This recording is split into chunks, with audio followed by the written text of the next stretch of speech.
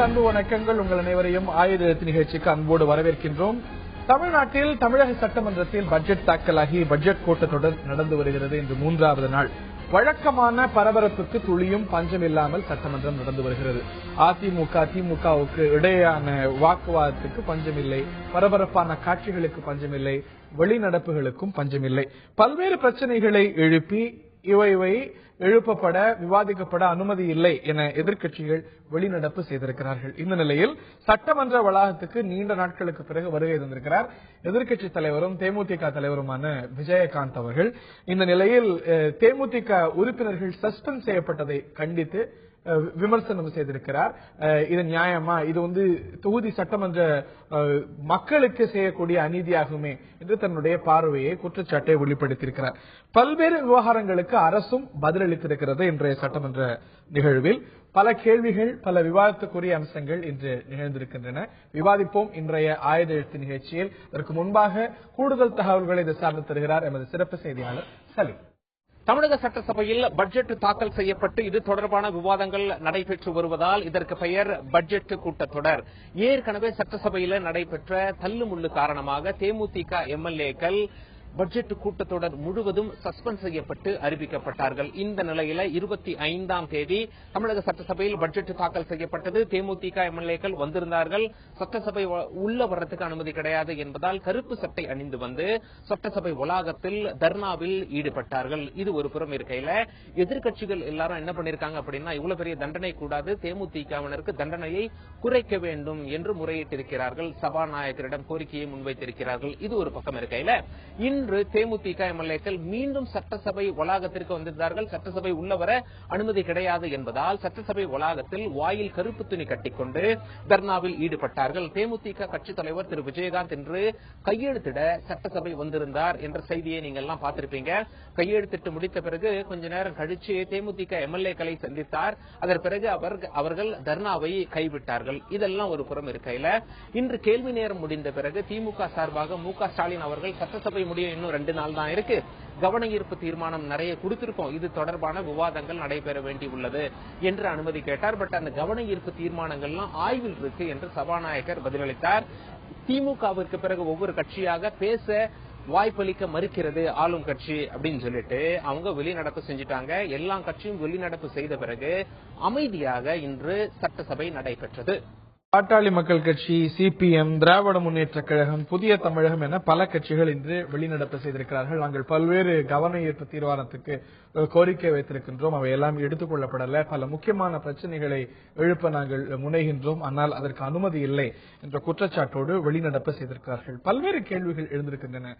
சட்டமன்றத்தில் சுமூகமான நிகழ்வுக்கு யாருக்கு அதிக பொறுப்பு? பொதுவான பல கேள்விகளும் எழுகின்றன. விவாதிப்போம். இந்த நிகழ்ச்சியில் நம்முடைய பங்கேற்கிறார்கள் ஆளும் அதிமுகவுடைய தோழமை கட்சியான தமிழ்நாடு கொங்கு இளைஞர் பேரவையை சேர்ந்த தலைவரும் சட்டமன்ற உறுப்பினருமான திரு தனியரசு அவர்கள் இணைகிறார். நிகழ்ச்சிக்கு அவரை அன்போடு வரவேற்கின்றோம். மார்க்சிஸ்ட் கம்யூனிஸ்ட் கட்சியை சேர்ந்த சட்டமன்ற உறுப்பினர் திரு பீம்ராவ் அவர்கள் இணைகிறார். நிகழ்ச்சிக்கு வரவேற்கின்றோம். திராவிட முன்னேற்ற கழகத்தை சேர்ந்த வழக்கறிஞர் திரு கண்ணதாசன் அவர்கள் இணைகிறார். அவரை நிகழ்ச்சிக்கு அன்போடு வரவேற்கின்றோம். மற்றும் மூத்த பத்திரிகையாளர் திரு கார்த்திகை செல்வன் அவர்கள் நிகழ்ச்சியில் இணைகிறார். அவரையும் நிகழ்ச்சிக்கு அன்போடு வரவேற்கின்றோம். என்னுடைய முதல் கேள்வி திராவிட முன்னேற்ற கழகத்துக்கு. உறுப்பினர்கள் சஸ்பெண்ட் செய்யப்பட்டிருக்கிறார்கள். தேமுதிக உறுப்பினர்களுடைய சஸ்பென்ஷனை ரிவோக் பண்ணணும் அப்படிங்கிற ஒரு கோரிக்கையை தேமுதிக வலியுறுத்தி தொடர்ந்து தர்ணா போராட்டம்லாம் நடத்தி வருகிறது. இந்த நிலையில் தேமுதிக தலைவரும் எதிர்க்கட்சி தலைவருமான விஜயகாந்த் இன்று சட்டமன்ற வளாகத்துக்கு வந்து ஒரு விஷயத்தை சொல்லியிருக்கிறார். அதாவது இந்த சஸ்பென்ஷன் மூலமா சபாநாயகர் வாக்களித்த மக்களையும் அவமானப்படுத்தியிருக்கிறார். அந்த சஸ்பெண்ட் செய்யப்பட்ட உறுப்பினர்களை மட்டுமல்ல, அவர்களுக்கு வாக்களித்த மக்களையும் அவமானப்படுத்தியிருக்கிறார் அப்படிங்கிற இன்னும் கடுமையான வார்த்தையை பயன்படுத்துறார். இந்த ஒரு லாஜிக்க, இந்த ஒரு நிலைப்பாட்டை திராவிட முன்னேற்ற கழகம் ஏற்கிறார்.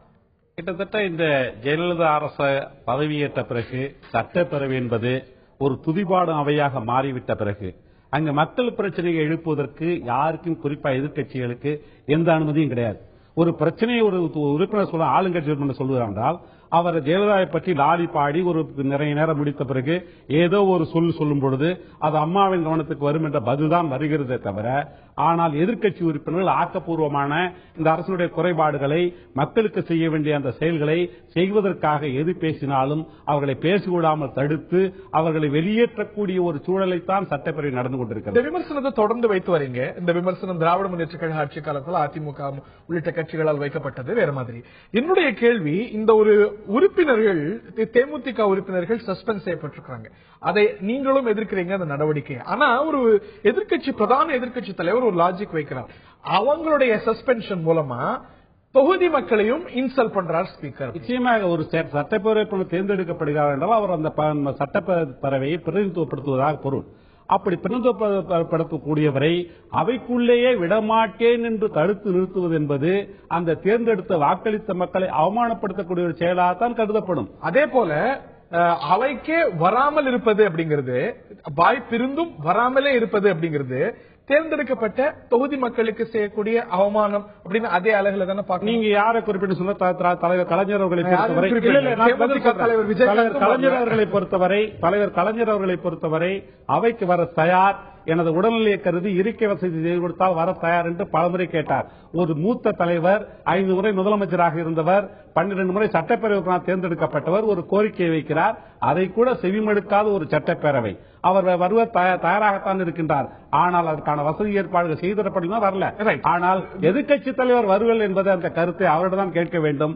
அவர் அவருடைய மக்கள் கடமை ஆற்றுவதற்கு அவர் தவறிவிட்டார். அதே அழகு அதை சொல்லக்கூடிய இதே வந்து மக்களுக்கு செய்யக்கூடிய அநீதி அப்படின்னா, வராமல் இருப்பதும் அதே போன்ற அநீதி தானே. தேர்ந்தெடுக்கப்பட்ட மக்களுக்கு அந்த தொகுதியின் சார்பா கோரிக்கைகள் எழுப்புறதுக்கு தான் மக்கள் தேர்ந்தெடுப்பு. அவருக்குள்ள இயல்பான அச்சம் என்னவா இருக்கணும் நான் நினைக்கிறேன்னா, ஏற்கனவே ஒரு முறை வந்து ஒரு சட்டப்பேரவை அமளிக்காடாக ஆக்கிவிட்டு மீண்டும் ஒரு அவப்பேரவருக்கு ஏற்படுத்தி ஆளுங்கட்சி முனைந்திடக்கூடும் என்ற எண்ணத்தில் அவர் ராமா தவிர்த்திருக்கலாம். நான் திரு கார்த்திகை செல்வன் அவர்கள்ட்ட நான் கேட்க இருக்கின்றேன், தேமுதிகவுடைய சஸ்பென்ஷன் இன்னும் இதுல இவ்வளவு கடுமை காட்டணுமா அப்படிங்கிற ஒரு கோரிக்கையை மற்ற கட்சிகளும் மற்ற எதிர்கட்சிகளும் வைத்திருக்கிறாங்க. விஜயகாந்த் இன்று வந்து இந்த கருத்தை சொல்லியிருக்கிறார். பொதுவா இன்று சட்டமன்ற நடவடிக்கைகள் குறித்தும் இந்த ஒரு பட்ஜெட்ல எழுந்திருக்கக்கூடிய பிரதான பிரச்சனைகள் குறித்தும் உங்களுடைய முதற்கட்ட பார்வை.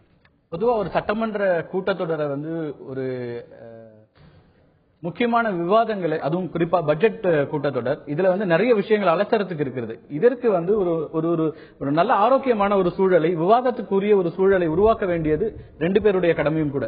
அதுல அதிகபட்ச கடமை ஆளுங்கட்சிக்கு இருக்கிறது, எதிர்க்கட்சிகளுக்கும் கூட அதனுடைய கடமை இருக்கிறது. இதை வந்து இந்த சட்டமன்ற கூட்டத்தொடர்ல என்ன மாதிரியான விவாதங்களை கொண்டு போகலாம், பொதுமக்களுக்கான பிரச்சனைகளை முன்வைக்கிறது. இந்த விவாதத்திலே என்னன்னா, நீங்க பட்ஜெட்டை தாக்கல் பண்ணிட்டாங்க, இந்த பட்ஜெட்ல இருக்கிற நிறை குறைகளை பேசி அதற்கு பதில் முதலமைச்சர் கொடுக்க போறாரு. அப்ப அதற்கான இடம் அங்க இருக்கா அப்படிங்கிற கேள்வி தொடர்ந்து முன்வைக்கப்பட்டு கொண்டே இருக்கிறது. எதிர்க்கட்சிகளுக்கு வாய்ப்பளிக்கிறதுங்கிறது குறைவா இருக்கு அப்படிங்கிற ஒரு குற்றச்சாட்டை எதிர்க்கட்சிகள் வைக்கிறாங்க. எனக்கு இன்னொரு பிரச்சனையும் இதுல நான் பார்க்க வேண்டியிருக்கு. எதிர்க்கட்சிகளுமே கூட எவ்வளவு தூரம் அவங்க வந்து இதுக்கான ஆயத்தத்தோடு வர்றாங்கிறது பல நேரங்களில் கேள்வியா இருக்குது. ஒரு கூட்டத்தொடருடைய நாள் குறைவாக இருக்கும்போது ஏன் மாலை நேரங்களில் நீங்க பார்லிமெண்ட் எல்லாம் பாத்தீங்கன்னா முழு நாளும் நடக்கும். ஆனால் இங்க வந்து மதியத்துக்கு மேல இருக்கிற பல நாட்கள்ல பல உறுப்பினர்களை பார்க்கவே முடியறது இல்ல.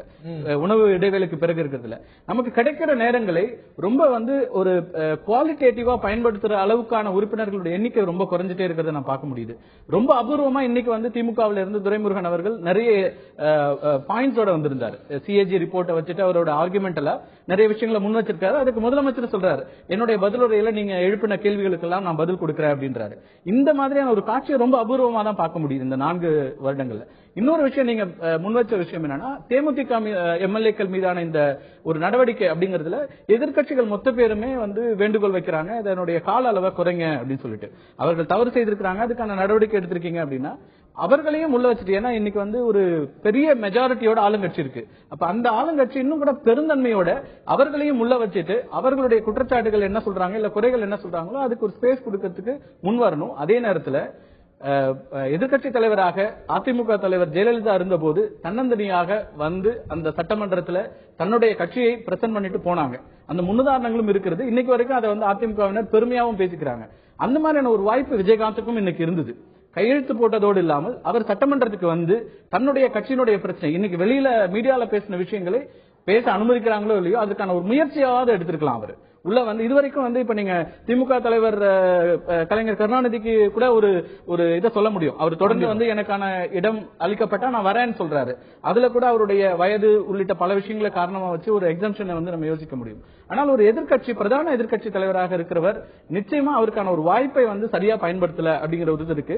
இதுல வந்து ஆளுங்கட்சிக்கான பொறுப்பு அதிகம்னு நான் சொல்வேன். நிச்சயமா அந்த ஸ்பேஸை கொடுக்க வேண்டியது ஆளுங்கட்சி. முதற்கட்ட கருத்தை நான் கேட்க இருக்கின்றேன் திரு தனியரசு. இன்னைக்கு பார்த்தீங்கன்னா ஒரு எதிர்க்கட்சி இல்ல, பல பிரதான கட்சிகள் இன்னைக்கு வெளிநடப்பு செய்திருக்கிறாங்க. அவங்க என்னென்ன பிரச்சனைகளை நினைத்திருக்கிறாங்களோ அவையெல்லாம் பல பிரச்சனைகள், மிக முக்கியமான பிரச்சனைகள். உங்களுக்கு வாய்ப்பு இல்லாத சூழ்நிலையில அதை ஏற்றுக்கொள்ள ஒரு அரசு முன்வராத ஒரு சூழ்நிலையில வெளிநடப்பு செய்திருக்கிறோம் அப்படின்னு சொல்றாங்க. ஆக வென்டிலேட் பண்றதுக்கு, பேசுவதற்கு பல பிரச்சனைகள் இருக்கிறது. ஆனா அதற்கான ஒரு சூழல் ஏற்படுத்தப்பட்டு தரப்பட்டிருக்கிறதா அப்படிங்கிற ஒரு கேள்வி இப்பதான். அதாவது இந்த 4 ஆண்டு காலத்துல தமிழ்நாடு சட்டமன்ற வரலாற்றிலேயே எதிர்க்கட்சிகளுக்கு முழுமையான பேசுவதற்கான வாய்ப்பை தந்து ஜனநாயகத்தினுடைய சுதந்திரத்தினுடைய மாண்பை தமிழ்நாடு அரசியல், தமிழ்நாட்டு சட்டசபை வரலாற்றில் தமிழ்நாடு சட்டசபைக்கு என்கின்ற ஒரு தனித்த மாண்பு இருக்கிறது. அந்த மாண்பு அனைத்து இந்திய அண்ணா திராவிட முன்னேற்ற கழக அரசுல மாண்புமிகு புரட்சித் தலைவர் அம்மாவுடைய அரசு தான் அந்த மாண்புக்கு மீண்டும் மகுடம் சூட்டுகிற வகையில எல்லா எதிர்க்கட்சிகளுக்கும் வாய்ப்பு, கேட்கிற கேள்விகளுக்கெல்லாம் அறிவுபூர்வமான பதிலையும் தருகிற ஒரே அரசு அம்மாவுடைய எப்போதும் இல்லாத அளவுக்கு அறிவுபூர்வமான விளக்கம். அதுல நீங்க இப்ப வெளிநடப்பு செஞ்சிருக்காங்கன்னு சொன்னீங்கல்ல, இது என்னென்ன வெளிநடப்பு தெரியுங்களா? ஒரு திரைப்படத்துக்கு பாருங்க, அவங்க 3 நாளா ஒருத்தர் வெளிநடப்பு செய்யறார். ஒரு திரைப்படத்தில் வர்ற ஒரு டயலாக் வசனம் எங்களுக்கு உடன்பாடு இல்ல, ஒரு வெளிநடப்பு. அப்புறம் ஒரே ஒரு காரணத்தை அதே தலைவர் ஒரு தாழ்த்தப்பட்ட இளைஞர் மீது தாக்குதல் நடத்தப்படுது. இது மாதிரி பல பிரச்சனைகள். தனியார் பள்ளியில வந்து வாட்ஸ்அப் மூலமா கேள்வி வினாக்கள் அப்படிங்கிறாரு.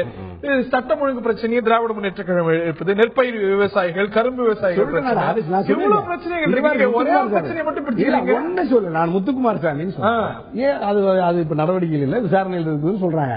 ஒன்னொன்னுக்கும் பதில் சொல்லியிருக்காங்க. அது மாதிரி திருவாரூர்ல கட்டட இடிபாடுன்னு இன்னைக்கு உத்தியோக தீர்மானம், கவனஈர்ப்பு தீர்மானம் கொண்டுட்டு வந்தா முதலமைச்சரே எழுந்து அந்த நடவடிக்கைகளை விரிவா சட்டமன்றத்திற்கு அறிக்கை தந்தாங்க. ஒரு ஜனநாயக நாட்டில் நடக்கிற நிகழ்வுகளுக்கு எதிர்க்கட்சிகளுடைய சந்தேகங்களுக்கும் ஐயப்பாடுகளுக்கும் ஆரோக்கியமா, அறிவுபூர்வமா, முழுமையா இவங்களே போதும் போதும் சொல்ற அளவுக்கு பதில் சொல்ற ஒரு அரசு, ஒரு தாராள ஜனநாயகத்தை போதும் போதும் சொன்னா ஏன் வெளிநடப்பு வெளிநடப்புல நீங்க கேட்கறது யார் போதும் அது என்ன விதமான போதும்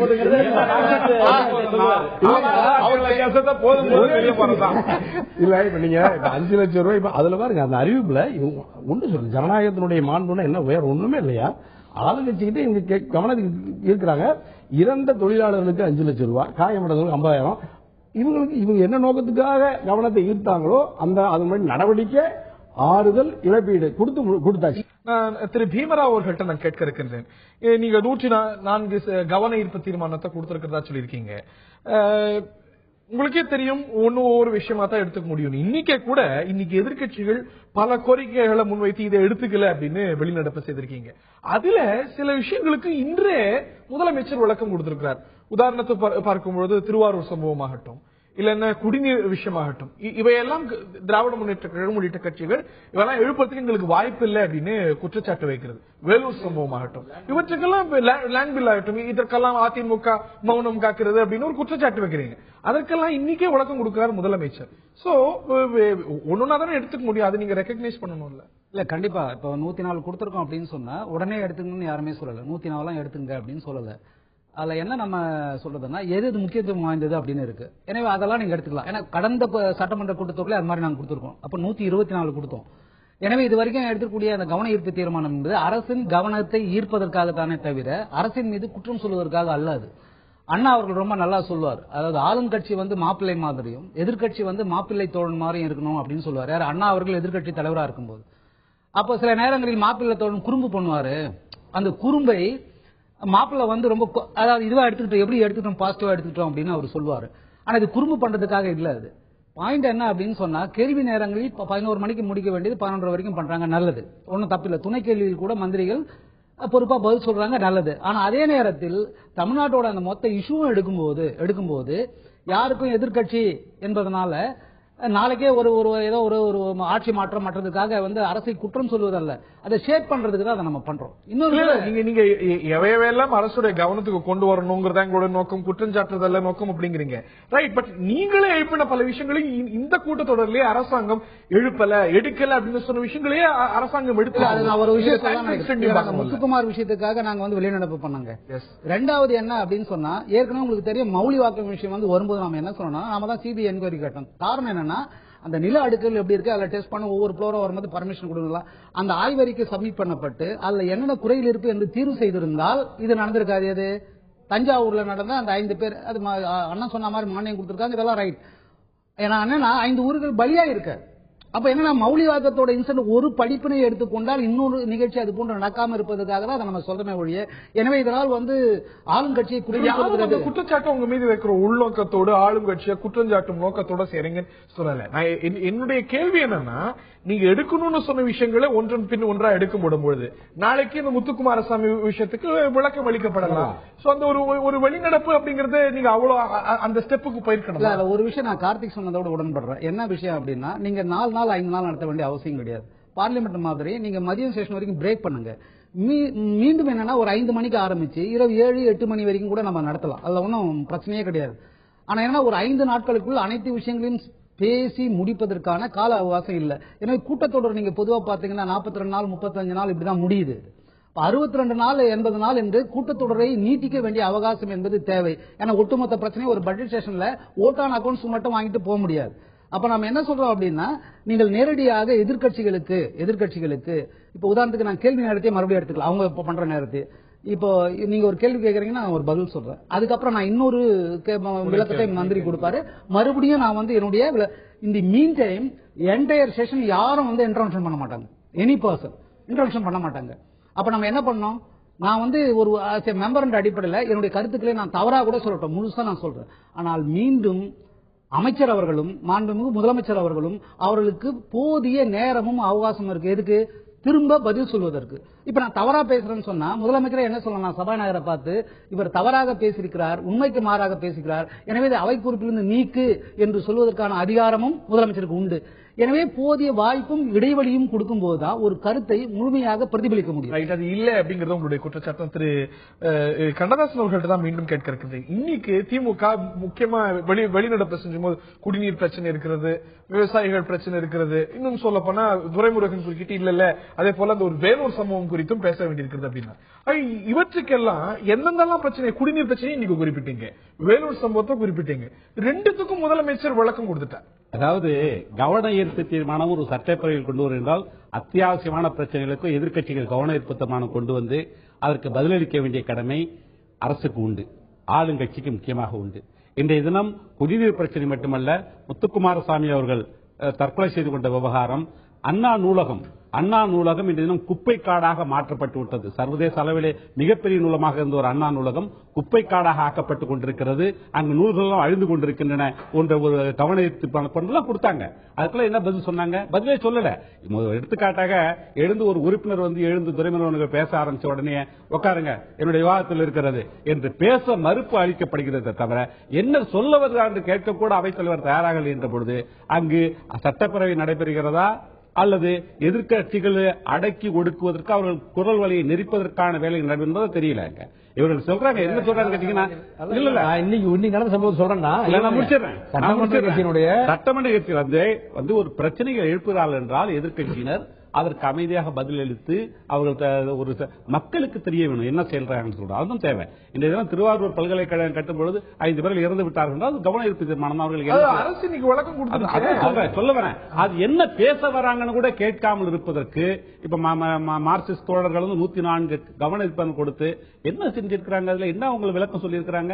எதுவுமே சொல்லல. இந்த அரசு இந்த குறிப்பா சொல்ல போனா 4 நாட்கள் மட்டும் நடத்துவது என்பது எவ்வளவு விரைவாக ஒரு சம்பிரதாயமாக அவையை நடத்தி கொண்டிருக்காங்க தவிர மக்கள் பிரச்சனை தீர்க்கக்கூடிய பிரச்சனை விவாதிக்கப்படவில்லை என்பதுதான் பொருள். இல்ல இது வேற மாதிரி சூழ்நிலை திராவிட முன்னேற்ற கழக ஆட்சி காலத்தில் இருந்தாங்கிற கேள்வி இருக்கு. அதுக்கு வரேன். அதுக்கு முன்னாடி திரு தனியரசு இந்த குற்றச்சாட்டுகளுக்கு இன்று நடந்த சட்டமன்ற கூட்டத்தொடரில் சட்டமன்ற திராவிட முன்னேற்ற கழகத்தினுடைய சட்டமன்ற கட்சியினுடைய துணைத் தலைவர் அவர் தான் விவாதத்தை துவக்கி வைக்கிறார். இன்னைக்கு எதிர்கட்சியா இருக்கு. ஏன்னா தேமுதிக இல்ல, ஆளுங்கட்சி பேசணும்னா திமுக பேசுறாங்க. அதுல ஒரு மூத்த அவரே சொல்றாரு, அதுல நான் 40 ஆண்டு காலமா இந்த சட்டமன்றத்தில் நான் பணியாற்றிய ஒரு மூத்த உறுப்பினர்னு சொல்லிக்கிட்டு பேசுறாரு. முதலமைச்சர் அதுக்கு அவருடைய எல்லா கருத்துக்களுக்கும் இடையில கூட மறுச்சு பதில் சொன்னாங்க. மணி அடிச்சு இன்னைக்கு உங்களுடைய நேரம் முடிஞ்சிருச்சுன்னு இன்னைக்கு அந்த திராவிட முன்னேற்ற கழகத்தினுடைய சட்டமன்ற துணைத் தலைவரை பேரவைத் தலைவர் அமர சொல்லவே இல்லை. உங்களுக்கு நேரம் முடிஞ்சிருச்சுன்னு சொல்லவே இல்லை பேரவை. ஆனால் துரைமுருகன் அமர்ந்துட்டார். அந்த சிஏஜி ஆடிட்டிங் ஜெனரலோட அந்த அக்கவுண்ட் சம்பந்தமான ஒரு அந்த டிஸ்கஷன் மட்டும், அந்த கிளாரிபிகேஷனுக்குள்ள மட்டும் போயிட்டு நாட்டில் இவங்க சொன்ன எல்லா கவன ஈர்ப்பு தீர்மானம், ஒத்திவைப்பு தீர்மானம், நாட்டில் இருக்கிற எந்த பிரச்சனை குறித்தும் ஒரு பொறுப்புள்ள 40 ஆண்டு கால சட்டமன்ற உறுப்பினராக இந்த அதே அவைகளை பொறுப்பேற்ற ஒரு மூத்த திராவிட முன்னேற்ற கழகத்தினுடைய மிக முக்கியமான தலைவர் கிடைச்ச வாய்ப்பை இதுல எழுப்பவே இல்லை. திமுக அமர்ந்துட்டார் அவரு. இவங்களுக்கு ஆச்சரியமா போச்சு. பேரவைத் தலைவர் எங்களுக்கு எல்லாம் என்ன பேச வேண்டிய எதிர்கட்சி துணைத் தலைவர் பேசல. பேச வேண்டிய நேரத்தில் வாய்ப்பு கொடுக்க இல்ல. இந்த இன்னைக்குதான் நான் அது ரொம்ப நல்லா நடந்தது நான் என்னோட பார்வையில் நான் பாக்குறேன். இவர் சொல்ற ஒரு பாயிண்ட் எடுத்துக்கிறேன். நீங்க மற்ற விஷயங்களை தொட்டலன்னு, மற்ற விஷயங்கள் தொட்டிருந்தா ஒருவேளை அது இன்னும் வேற மாதிரி இல்ல. இன்னைக்குதான் ரொம்ப நாளைக்கு பிறகு அவருடைய அனுபவத்தையும் நான் பார்க்க முடிஞ்சது. இதுக்கு முன்னாடி பல சட்டமன்ற கூட்டத்தொடர்ல கடந்த ஆட்சிகள் போதோ அல்ல அதற்கு முன்னே 2001 ஆட்சியிலையும் பார்த்திருக்கேன். இன்றைக்கு நிறைய புள்ளி விவரங்களோடு, ஏன்னா எப்பவுமே ஒரு விஷயத்தை பேசும்போது நிறைய நேரங்களில் பார்க்க முடியுது சட்டமன்றத்தில் எதிர்க்கட்சி உறுப்பினர்கள் வைக்கிற குற்றச்சாட்டுகள்ல ஆளுங்கட்சி தரப்புல இருந்து நீங்க இதுக்கான ஆதாரங்கள் இருக்கிறதா அல்லது எந்த இனங்கள்ல நீங்க குறிப்பிட்டு சொல்லுங்க போது அவங்கள்ட்ட விஷயம் இருக்காது. பொதுவான குற்றச்சாட்டுகள் வைக்கிறப்போ அவங்களால அடுத்ததா போக முடியாது. ஆனால் இன்னைக்கு என்னன்னா ஒரு சிஏஜி ரிப்போர்ட் எடுத்துட்டு வராரு, ஒவ்வொரு ரிப்போர்ட்ல இருக்கிற ஒவ்வொரு பாயிண்ட் பை பாயிண்டா வைக்கிறாரு. அப்ப ஆளுங்கட்சியில இருந்து என்ன சொல்றாங்க, நாங்க என்னோட ரிப்ளைல முதலமைச்சர் நான் என்ன சொல்றேன், இந்த பிரிப்பரேஷன் பல நேரங்கள் இருக்கிறது இல்ல. இதுதான் பிரச்சனை. எதிர்கட்சிகள் குற்றச்சாட்டுகளை நான் உண்மையா ஏற்றுக்கொள்ள வேண்டிய விஷயம். ஆளுங்கட்சி நிறைய நேரங்கள் என்னாச்சுன்னா ஒரு 10-15 நிமிஷம் ஒரு எதிர்கட்சி உறுப்பினருக்கு ஒதுக்கப்பட்டதுன்னா அதுல அமைச்சர்களுடைய குறுக்கீடுகள் நிறைய இருக்கத்தான் செய்யுது. அது நான் மறுக்கவே முடியாது. ஆனால் தயாரிப்புகளோடு வரும்போது விஷயத்தையும் கேட்க இருக்கிறேன். நீங்க கருத்தொற்றுமை இருக்கக்கூடிய பல விஷயங்கள் கூட எதிர்கட்சிகள் குற்றஞ்சாட்டுறாங்க, ஒரு அரசியல் நோக்கத்தோட செய்றாங்கிற ஒரு டிஃபென்ஸ் இருக்கிறத தாண்டி கருத்தொற்றுமை வரக்கூடிய விஷயங்கள்ல கூட எதிர்கட்சியை வம்புக்கு இழுப்பது போல ஆளுங்கட்சி சில சமயங்கள்ல செய்துங்கிறதா குற்றச்சாட்டு. உதாரணத்துக்கு இந்த ஒரு காவிரி விவகாரத்துல ஏகமனதாக மொத்த அவையும் ஒரு கருத்தொற்றுமையில ஒரு முடிவுக்கு வருது. திமுக துரோகம் செய்தது அப்படின்னு ஒரு குற்றச்சாட்டு வரும்போது ஒரு கருத்தொற்றுமை இருக்க வேண்டிய விஷயத்துல, இது அண்டை மாநிலம் சம்பந்தப்பட்ட விஷயம், அதுல ஒரு கருத்தொற்றுமை உருவான பிறகு கட்சி ரீதியா நீங்க அதை செஞ்சீங்க, நீங்க துரோகம் செஞ்சீங்க போது அவசியம் இல்லாத ஒரு கன்ஃபரன்டேஷன் உருவாக்குது. ஜனநாயகத்துல அரசியல்ல என்ன, அரசியல்ல கேள்வி கேட்கிறவங்களுக்கு அந்த தகுதி இருக்கான்னு பாக்கணும். கேள்வி கேட்கிறவங்க என்ன தகுதி அங்கதான் பிரச்சனை. நீ ஒழுங்கா உனக்கு தகுதி இருக்கா அப்படின்னு கேட்டா இல்ல குறைஞ்சபட்ச தகுதி பாருங்க. அதாவது திராவிட முன்னேற்ற கழகம் மத்தியில கூட்டணி ஆட்சியில் இருக்கும் பொழுது அழுத்தம் என்ன சொன்னாங்கன்னா, இவங்க எல்லாரும் நம்ம எல்லா கட்சியும் சேர்ந்து அழுத்தம் தந்தோம்னா மத்திய அரசாங்கம் பணிஞ்சிடும், கர்நாடக அரசாங்கம் பணின்னு சொன்னாங்க. இவங்க அரசாங்கமாகவே இருந்த ஒரு அழுத்தவே வேண்டியதில்லை, திறந்தாலே வந்திருக்கும். காவிரியில இறுதி தீர்ப்பானம் வந்தாச்சு. இறுதி தீர்ப்பானையே மத்திய அரசாங்கத்தினுடைய கெஜெட்ல வெளியிட்டிருக்கலாம். கெஜெட்ல வெளியிட்டது பிற்பாடு மேலாண்மை வாரியத்தை அமைச்சிருக்கலாம், நிதிநீர் ஒழுங்குமுறை குழு அமைச்சிருக்க முடியும். இவங்க அழுத்தவே வேண்டாம், அரசாங்கமே இவங்களது. இவங்க இப்ப எங்ககிட்ட நீங்க நம்ம எல்லாரும் சேர்ந்து போய் அழுத்தம் கொடுத்தான்னு சொன்னா இது ஒரு அரசியல் கபட நாடகம் அல்லவா? இதை சொல்லி காட்டீங்கன்னா எதுக்கு அரசியல் என்ன விஷயம் அப்படின்னு சொன்னா, அதாவது இது மாதிரி நீங்க சொன்ன ஒரு பாயிண்ட் கரெக்ட். அது தமிழகம் வஞ்சிக்கப்படும் போது இது மாதிரி யுனைட்டியா இருந்து பண்றது நல்லது. காவிரி விஷயத்துல நீங்க சொன்ன எக்ஸாம்பிள் முற்றிலும் சரியானது. அதே போல நாம என்ன சொல்றோம்னா, பிடிஎஸ்ல பப்ளிக் டிஸ்ட்ரிபியூஷன் சிஸ்டத்துல பருப்பு அரிசி இதுல கெரோசினும் குறைஞ்சிருக்கு. இப்ப அதையும் நம்ம முடிச்சிடறேன். இந்த மாதிரி குறையும் போது ஒட்டுமொத்தமான அனைத்து கட்சி உறுப்பினர்களும் சேர்ந்து நாம என்ன வலியுறுத்தணும் அப்படின்னா, மத்திய அரசு போதுமான பொருட்களை எங்க வழங்கணும், மாநில சர்க்காருக்கு வழங்க வேண்டும் என்று அழுத்தம் கொடுப்பதற்கு அதிமுக தயாரா இல்ல. ஏன் தயாரா இல்ல அப்படின்றதுதான் இன்னைக்கு பாலகிருஷ்ணன் கேட்டார். ஏன் நீங்க அதுக்கு தயாராக நீங்க தொடர்ந்து இந்த சந்தேகத்தை எழுதிட்டு சந்தேகம் இல்லைங்க, நீங்க அது கேட்பதற்கான உரிமை. இப்ப இவர் நம்ம தனியரசு சார் சொன்ன விஷயத்துக்கான பதில் தான் அவர் தான் இருந்துச்சு. இன்னைக்கு நீங்க தொடர்ந்து யூபிஏ அரசாங்கத்தில் எந்தெந்த விஷயங்கள் எல்லாம் எதிர்த்தீர்களோ அதையெல்லாம் இப்ப மோடி தலைமையிலான ஆட்சியில் ஆதரிக்கிறீங்க என்ற ஒரு குற்றச்சாட்டை பாலகிருஷ்ணன் அவர்கள் வச்சாங்க. என்னன்னா இப்ப நீங்க இந்த நில எடுப்பு விஷயத்திலயோ அல்லது அதுக்கு முன்னாடி காவிரி ஆணையமே வச்சுக்கோங்க. அவர் சொல்ற மாதிரி வந்து யூபிஏ அரசாங்கத்துல இருந்த திமுக துரோகம் செய்து விட்டது. திரும்ப திரும்ப 4 வருஷத்துக்கு பிறகு வந்து நீங்க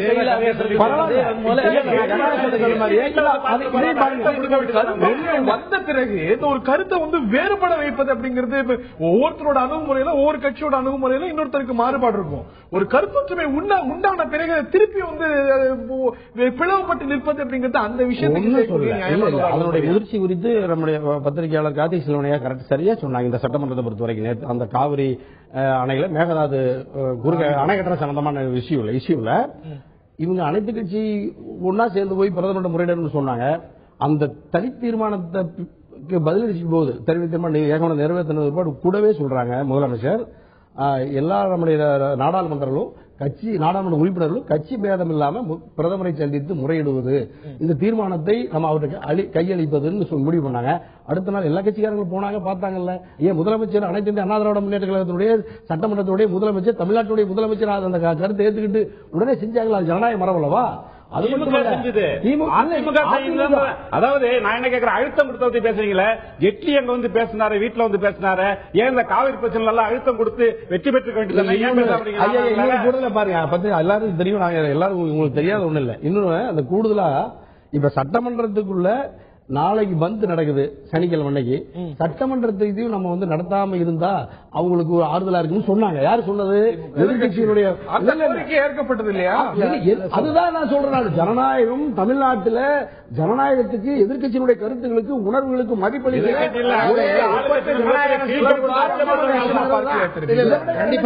கண்டிப்பாக இது வந்து ஆரோக்கியமான விஷயமா பார்க்கப்பட வேண்டும். பார்ப்பனர்களை மாற்று கருத்து கிடையாது. ஆனா அதுக்குள்ள ஒண்ணு இருக்குன்றது தான் அது என்னன்னு சொன்னா அது ஒரு விஷயத்தை எக்ஸ்போஸ் பண்றாங்க. என்னன்னா விவசாயிகளுக்கு ஆதரவாக அதிமுகவும் அரசும் இது ரெண்டும் தனித்தனி போர்ஷன். இது அதிமுக கலந்து கொள்ள வேண்டுமா வேண்டாமா அப்படின்னு முடிவெடுக்கக்கூடிய அதிகாரம் வந்து யாருன்னா பொதுச் செயலாளருக்கு உண்டு. அரசு கலந்து கொண்டால் ஜுடிஷியல் சிஸ்டத்துல பிரச்சனை வரும். ஏன்னா இந்த ப்ராப்ளமா அவங்களுக்கு ஒரு நெடுலும் இருக்கு. அப்ப என்ன விவசாயிகள் மத்தியில் யாரும் தனிமைப்படக்கூடாது. ஒரே ஒரு கட்சியை தவிர தமிழ்நாட்டில் பிஜேபியை தவிர எல்லா கட்சிகளும் ஆதரித்தது. எனவே என்னன்னு சொன்னா சட்டமன்றத்தை ஒரு நாள் தள்ளி வைப்பது என்பது அது ஒரு மரபு. ஏன் மரபுனா ஒட்டுமொத்த தமிழகமே எதிர்ப்பு குரல் எழுப்பும் போது அது மாதிரி பண்ணது வந்து பாராட்டுக்குரியது. அதுல ஒன்னும் தப்பு கிடையாது. அதே மாதிரி ஒரு நாள் தள்ளி வைக்கப்படும் போது 1ஆம் தேதி நம்ம நடத்துறோம். ஓட்டாநகரம் கூட 31 முடியும் அப்படின்னு சொல்லுவாங்க. ஒரு நாள் நம்ம தள்ளி வைக்கிறோம். இது ஏன் ஒரு 10 நாள் நடத்தக்கூடாது? ஏன் எதிர்கட்சிகள் ஏற்கனவே சொன்ன மாதிரி அவர் இன்னொன்னு சொல்றாரு. அவர் நல்லா சொல்லுவாரு அண்ணாதுரை. அது ரொம்ப நிறைய சொல்லியிருக்காரு. ஒன்னு சொல்லுவாரு, எதிர்கட்சிகள் வந்து ஆளுங்கட்சிக்கு பாதைகளை செப்பனிட்டு கொண்டு செடிகளை வெட்டி செதுக்கி கொண்டு ஒரு பாதை அமைப்பதற்காக அல்ல அப்படின்னு சொல்லுவாரு. இன்னொன்னும் சேர்த்து சொல்லுவார். அவர் என்ன சொல்லுவாருன்னா, படம் அல்ல, படத்துக்கு தான் சட்டமே தவிர சட்டத்துக்கு படம் அல்ல அப்படின்னு. எனவே மக்களுக்காக தானே சட்டசபையை தவிர சட்டசபைக்காக மக்கள் அல்ல. திரு பீமராவ் அவர்கள்ட்ட நான் கேட்க இருக்கின்றேன். அவர் தொடக்கத்துல சொன்னார், நீங்க கூட நகைச்சுவையை எடுத்துக்கிட்டீங்க, எதிர்கட்சிகளுக்கு அதிகமான ஒரு வாய்ப்பு வழங்கப்படுது அப்படின்னு.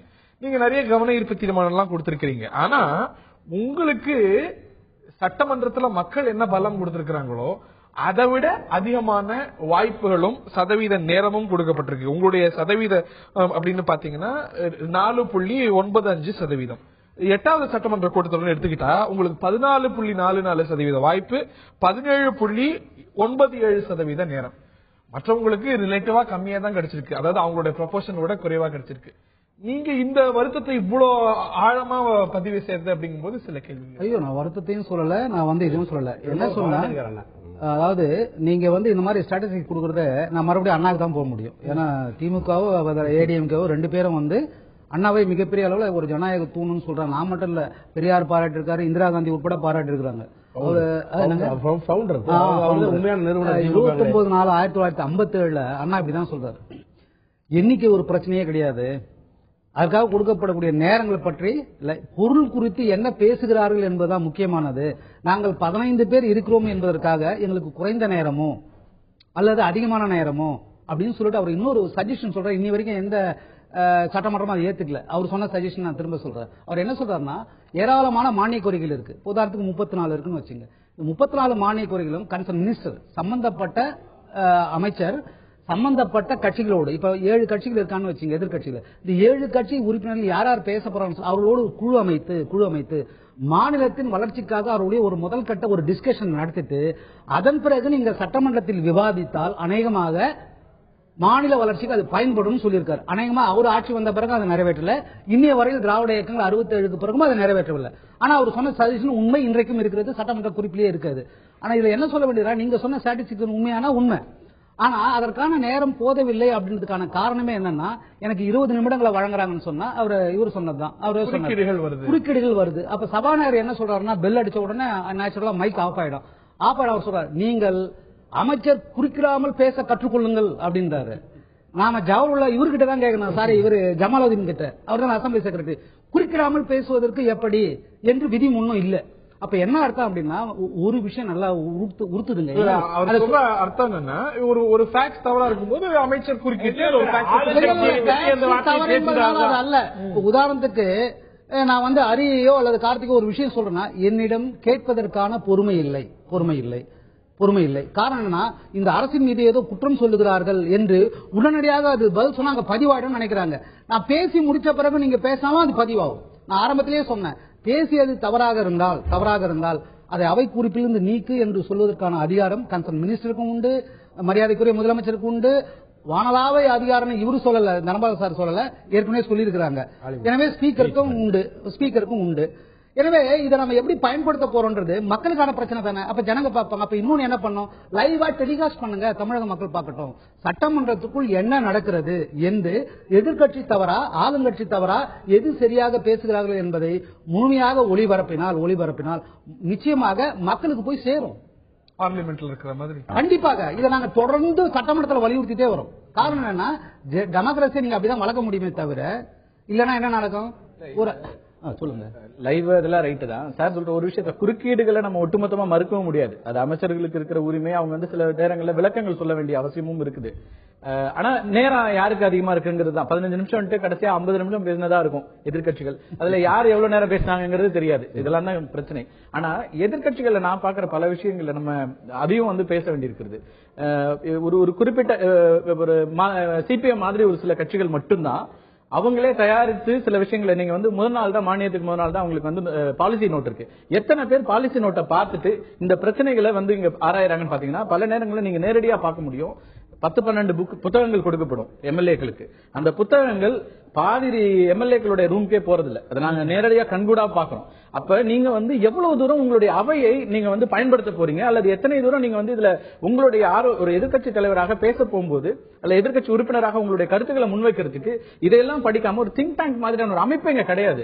நீங்க ஒரு சில கட்சிகள், சிபிஎம் மாதிரி சில ஒரு கட்சிகள் மட்டும்தான் இந்த இஷ்யூல இந்த விஷயங்களை நம்ம முன்வைக்கிறோம், இதுக்கான ஆதாரங்கள், இதுக்கான புள்ளி விவரங்கள் அப்படின்னு தயாரிப்போட வர்றாங்களே தவிர, மற்ற நேரங்களில் எதிர்க்கட்சிகளுக்கு இருக்கிற பிரச்சனையா நான் பாக்குறது, இன்னைக்கு துரைமுருகன் அவர்கள் புள்ளி விவரங்களை வச்சு பேசும்போது ஆளுங்கட்சி அதுல பெருசா குறுக்கிட முடியல. அவங்க அதுக்கான நேரம் கொடுக்கறாங்க, நாங்க பதிலுரையில கொடுக்கறோம்ன்றாங்க. அதே மாதிரி இதுக்கு முந்தைய சட்டமன்ற கூட்டத்தொடர்ல கூட அந்த அப்ரோச் கூட நீங்க எடுத்த உடனே நான் ஆட்சி உடனே அட்டாக் பண்ண போறேங்கிற மாதிரி இல்லாம, அவங்களுக்கு ஒரு அச்சுறுத்தல் எல்லாம் ஏற்படுத்தாம சிவசங்கர் பேசினாரு திமுக.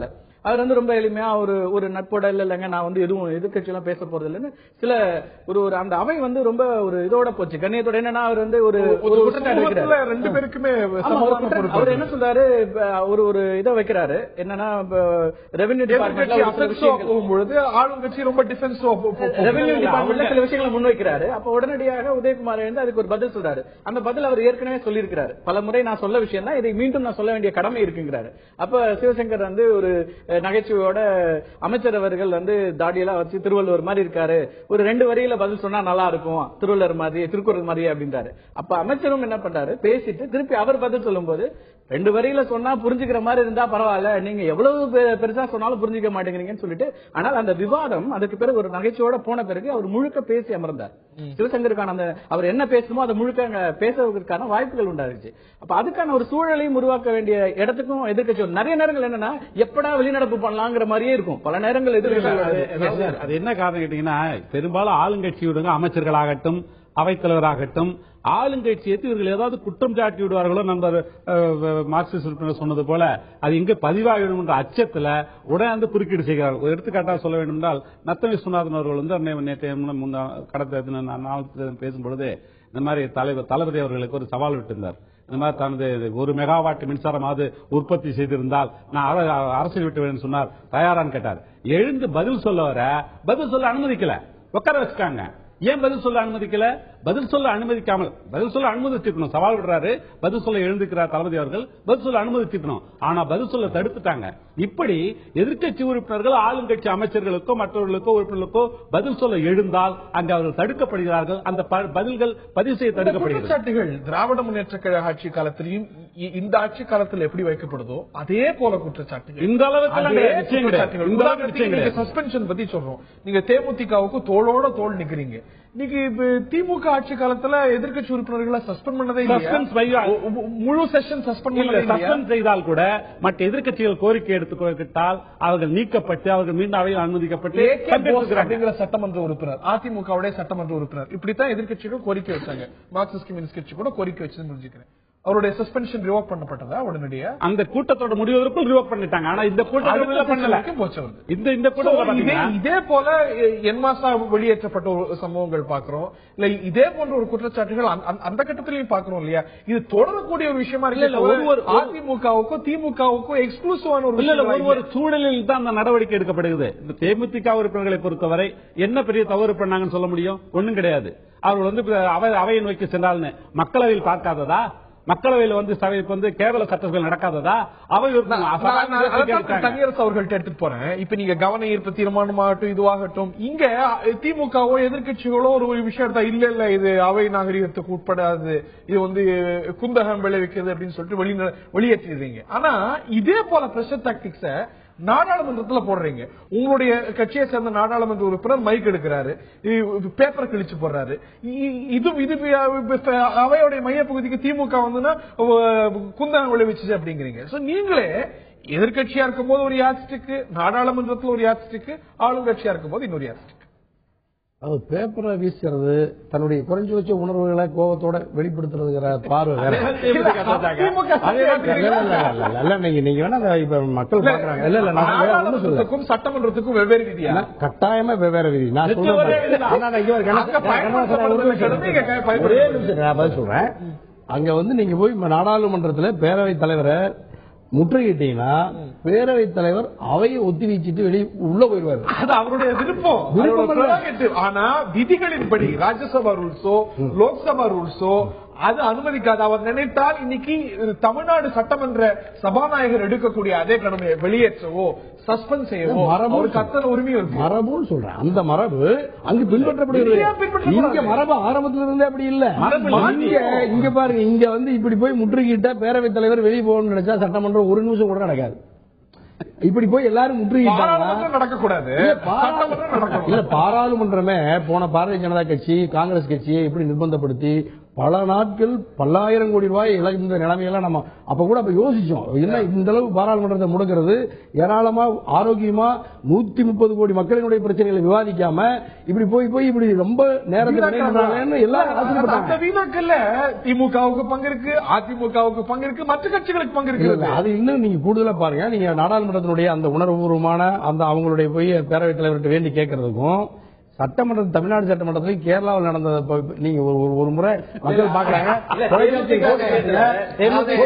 விஷயத்துல அவங்களை ஆளுங்கட்சி தரப்புல இருந்து இருக்கிற எம்எல்ஏக்கள் இமோஷனல் ஆக்கி அதுல வந்த விளைவுகள் தான் அது நடந்தது. அது தவிர்த்து ரெண்டு தரப்பு என்னன்னா இதுல அவர்கள் தவறு செய்தாங்க, சஸ்பெண்ட் பண்ணாங்க, ரைட். ஆனா இந்த கூட்டத்தொடர்ல குறைஞ்சபட்சம் பட்ஜெட் மாதிரியான ஒரு விவாதங்கள்ல ரொம்ப முக்கியமான விவாதங்கள் ஒரு வைஸ் பிரசிடென்ட் பேசிட்டே இருக்காங்க, அவையை நடத்திட்டே இருக்காரு, பின்னாடி கிழிச்சு போட்டே இருக்காங்க. நீங்க இங்கே பேப்பர் கிழிச்சு போட்டு யாரும் சொல்ல மாட்டாங்க. பாண்டிச்சேரியில ஒன்னு நடந்தது. இப்படி எடுத்துக்கலாமா? இதுக்கு எதிர்கட்சி உறுப்பினர்கள் பேப்பர் கீழ்ச்சி பண்ணா குற்றம் அல்ல. எத்தனையோ பேப்பர் நாங்களும் கூட பெஞ்சில் இருந்து யாருக்கும் தெரியாம கீழ்ச்சி போடுறது வேற, தொடர்ந்து சபாநாயகருடைய சேருக்கு பக்கத்துல இல்ல பின்னாடி நின்றுட்டு கீழ்ச்சி போறதுக்கு வித்தியாசம் இருக்கு. நம்ம அவையில வந்து முந்தைய ஆட்சியிலயோ இந்த ஆட்சியிலோ அது அனுமதிக்கப்படாத உங்களுக்கு தெரிஞ்சு வேற. இப்ப நீங்க தேசிய முற்போக்கு திராவிட கழகத்தினுடைய சட்டமன்ற உறுப்பினர்களை பத்தி தெரியும். ஒரே ஒரு சில உறுப்பினரை தவிர இதர எல்லாருமே அரசியலுக்கு புதிது, பொது வாழ்க்கைக்கு புதிது, சட்டமன்றத்திற்கு புதிது. இதனுடைய மாண்பு குறித்தோ சட்டமன்றத்தினுடைய அவசியம் குறித்தோ அதிகாரத்தினுடைய உயர்ந்த அதிகாரத்தினுடைய மைய மண்டபத்திலிருந்து நாட்டு மக்களினுடைய நலன்களுக்காக அப்படி பார்த்தா 37 நாடாளுமன்ற உறுப்பினர்கள் இருக்காங்க. எல்லாருமே நீண்ட கால நாடாளுமன்ற உறுப்பினர். நாடாளுமன்ற வேண்டாம், கட்சியிலேயாவது ஒரு அனுபவம். இன்னைக்கு அதிமுக சார்பா 37 லோக்சபா எம்பி சொல்றது போல ஒரு சிலர் தவிர எல்லாருமே அதற்காக அவங்களுக்கு வந்து மற்றவங்களுக்கு கிடைக்கக்கூடிய வாய்ப்பு கிடைக்காம போனோம். அதுக்கும் பதில் சொல்றேன். அவங்க நகரமன்ற உறுப்பினரா இருந்தாங்க, சேர்மனா இருப்பாங்க, ஒன்றிய சேர்மனா இருப்பாங்க. இல்ல இல்ல அவங்களுடைய மக்கள் மன்றத்துல பயிற்சி இருக்கு. அவர் சொல்ற பாயிண்ட் கரெக்ட். மக்கள் மன்றத்துல பயிற்சி இருக்கு. நான் என்ன சொன்ன, தேமுதிகவும் கூட 3 ஆண்டு கால பயிற்சி இருக்குது. அதனால ஒண்ணுமே தெரியாம வந்தல 3 ஆண்டு கால பயிற்சி இருக்கு. இல்ல தேமுதிக தவறே செய்யலன்னு சொல்லல. ஆனால் ஆளுங்கட்சி பெருந்தன்மையோட இந்த ஒரு ஏற்கனவே ஒரு சட்டமன்ற தொடர்ல நிறுத்தி வச்சு சஸ்பெண்ட் பண்ணிட்டாங்க. இப்ப வந்து கன்சிடர் பண்ணலாம். ஏன்னா அவங்களையும் வச்சுட்டு அவங்க என்ன சொல்றாங்க, ஏன்னா ஒரு பட்ஜெட்ன்றது ரொம்ப முக்கியமான ஒரு கூட்டத்தொடர், அதுவே ரொம்ப குறைந்த கால அளவு தான் இருக்குது. அதுல வந்து எதிர்க்கட்சிகளுக்கும் வாய்ப்புகள் கொடுக்கப்பட்டு என்னென்ன இது தொடர்ந்து எழக்கூடிய ஒரு கோரிக்கையா இருக்கு. சட்டமன்றம் கூடுதலான நாட்கள் நடக்கணும் அப்படின்னு. இது தமிழ்நாட்டுல மட்டும் இல்ல, அகில இந்திய அளவுல பல சட்டமன்றங்கள் இந்த கோரிக்கை இருக்கு. இன்னும் சொல்ல போனா பாராளுமன்றமே இன்னும் கூடுதலான நாட்கள் விவாதிக்கப்படும் அப்படின்னு. அதற்கு ஏன் வந்து ஒரு கருத்தொற்றுமையோ ஒரு ஏற்போ வராம இருக்கிறதுக்கான ஒரு தடையா என்ன இருக்குன்னு நினைக்கிறீங்க? நீங்க முழுக்க என்னன்னா, மறுபடியும் நம்ம இந்த ஜனநாயகத்தை இன்னும் கொஞ்சம் அதாவது உயரமான இடத்துக்கு கொண்டு போறதுக்கு என்ன வழி அப்படின்னா, அது நீட்டிப்பை தவிர ஒரு வழி. ஏன்னா கேட்டா உங்களுக்கு போதுமான நேரம் இருக்கும், போதுமான பொருட்கள் குறித்து விவாதிப்பதற்கான சூழ்நிலை இருக்கும். எனவே ஒரு ஆண்டு நீங்க கிட்டத்தட்ட ஒரு 90 நாட்கள் 95 நாள் 3 மாதத்துக்கு மேல நடத்தீங்கன்னா என்னன்னா, அதுதான் இப்ப நீங்க விண்டர் செஷன் வைக்கிறோம், சம்மர் செஷன் வைக்கிறோம். இதெல்லாம் போறதுக்கான இடையிடையே ஏற்படும். சட்டமன்ற உறுப்பினரோட நோக்கம் என்ன, முடிவெடுத்து திட்ட ஒதுக்கீடு என்ன மாதிரியான அமுல்படுத்தும் அதை அமுல்படுத்துவதற்கு அதிகாரிகளுக்கான ஆணையை பிறப்பிக்க முடியும். அதிகார மக்களுக்கு பலன்கள் போய் சேரும். அதை ரிவ்யூ பண்ற விஷயத்துக்காக தான் நம்ம மறுபடியும் அடிக்கடி கூட வேண்டியிருக்கோம். இதுல வந்து அந்த ப்ரொடெஸ்ட் பண்ற விவகாரம் இருக்கு பாருங்க, அது வந்து ஒரு மரபு சார்ந்த விஷயம். அது பாண்டிச்சேரியில கூட அதிமுக அது மாதிரி பண்ணிருக்காங்க. அதே மாதிரி கேரளாவில் நடந்த சம்பவம் வந்திருக்கு. இதுக்கு முன்னாடி ஒருத்தர் என்ன ஒரு பேரு, நல்ல பேராச்சா, திருலோக் சிங்ன்றவர் நேரா சபாநாயகர் சீட்லயே போய் உட்காந்துனாரு ஏறி. இல்ல அப்படின்னா ஒரு சிரமம் இருக்கு. இப்ப தனபால் ராஜஸ்தான்ல நடந்தது இல்ல, மம்தா பானர்ஜி லோக்சபால பண்ணிருக்காங்க. அப்ப என்ன நீங்க அப்ப என்ன அர்த்தம்னா, அது எப்படி நடைபெறுதுன்னா, என்னுடைய நீங்க சொன்ன மாதிரி பிரஷர் குக்கர் மாதிரி தான். அது ரொம்ப இதுவா இருந்தா அந்த இது வெளியே வரணும். அதுக்கான ஒரு வாய்ப்பு நாடாளுமன்றத்தில் பாத்தீங்கன்னா அங்குள்ள அவை மரபுகள் வந்து அவைத்தலைவர் மரபு இருக்கையை சுற்றி நின்று கோஷமிட்டாலும், அவையை நடத்த விடாமல் தடுத்தாலும், அவைத்தலைவர் எழுந்து நின்று வெளியே போயிட்டு மீண்டும் அவை கூடும். அவர்கள் யாரையுமே கூட்டத்தொடர் முறை விலக்கி வைக்கிறேன், இல்ல சஸ்பெண்ட் செய்யறேன், நீங்க அவைக்குள்ள வரக்கூடாதுன்னு கிடையவே கிடையாது. ஆனால் இங்கு அதிகபட்ச தண்டனையாக ஒரு சட்டப்பேரவை உறுப்பினரை தனது தொகுதி சார்பாக இந்த பட்ஜெட் விவாதத்தில் பங்கெடுத்துக் கொள்ளாமல் தடுத்து இன்னும் வெளியே நிறுத்தி வைத்திருப்பது நிச்சயமே ஜனநாயக மரபு. அது இந்த ஆட்சியோ போன ஆட்சியோ தொடரக்கூடிய ஒரு நிகழ்வாக இருக்கிறது. போன ஆட்சி காலத்திலும் சஸ்பெண்ட் செய்யப்பட்ட எதிர்க்கட்சி உறுப்பினர்கள், தொடர் முழுவதும் சஸ்பெண்ட் செய்யப்பட்ட உறுப்பினர்கள் உண்டு, இன்னமும் தொடர்கிறது. இது அனுமதிக்கப்படணுமா, இல்ல விதி அதைத்தான் சொல்கிறது, விதியை பிரயோகம் செய்வது சபாநாயகரின் உரிமையை? இந்த கேள்விகள் தொடரவே செய்கின்றன. இந்த நிலையில் நேயர்களுடைய கருத்து என்ன, மக்கள் கருத்து என்ன காண்போம்.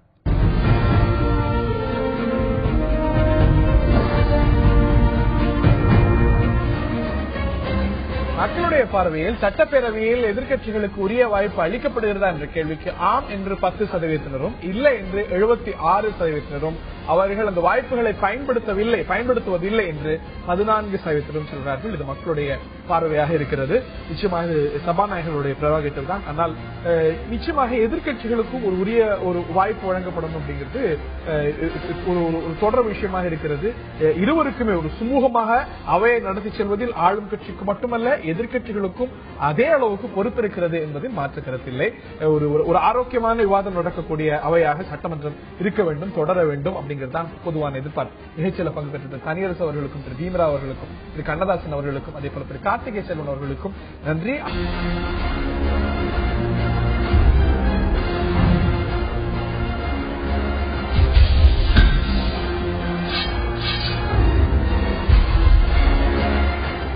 முதலமைச்சர் ஓ பன்னீர்செல்வம் அவர்களுடைய இல்லத்தை முற்றுகையிட்ட ஆம் ஆத்மி கட்சியை சேர்ந்த தொண்டர்கள் கைது செய்யப்பட்டு ஒரு வாரம் சிறையில் அடைக்கப்பட்டு இப்பொழுது அவர்கள் பிணையில் வந்திருக்கிறார்கள். இது பல கேள்விகளை எழுப்பியிருக்கிறது. பொதுவா இது போன்ற போராட்டத்தில் ஈடுபடக்கூடிய அரசியல் பிரமுகர்கள் எல்லாம் ஒரு திருமண மண்டபத்திலேயோ ஒரு இடத்துல வைத்து மாலையில விடுவிப்பது வழக்கம். ஆனால் இந்த அளவுக்கு ஒரு ரிமாண்ட் செய்து இத்தனை நாட்கள் தொடர்ந்து வைத்திருப்பது அப்படிங்கிறது அதிகமாக நிகழாத ஒரு விஷயம். ஆக இது ஒரு நோக்கத்தோடு செய்யப்பட்ட ஒரு விஷயமா, ஒரு சரியான சட்ட நடவடிக்கை தானா? பல கேள்விகள் எழுகின்றன. இந்த நிகழ்ச்சியில் நம்முடைய பங்கேற்கிறார்கள் அதிமுகவுடைய தோழமை கட்சியான கொங்கு இளைஞர் பேரவையுடைய நிறுவன தலைவர் சட்டமன்ற உறுப்பினர் திரு தனியரசு அவர்கள். நிகழ்ச்சிக்கு அவரை அன்போடு வரவேற்கின்றோம். அதே போல ஓய்வு பெற்ற காவல்துறை அதிகாரி திரு கருணாநிதி அவர்கள் இணைகிறார். நிகழ்ச்சிக்கு அவரை அன்போடு வரவேற்கின்றோம்.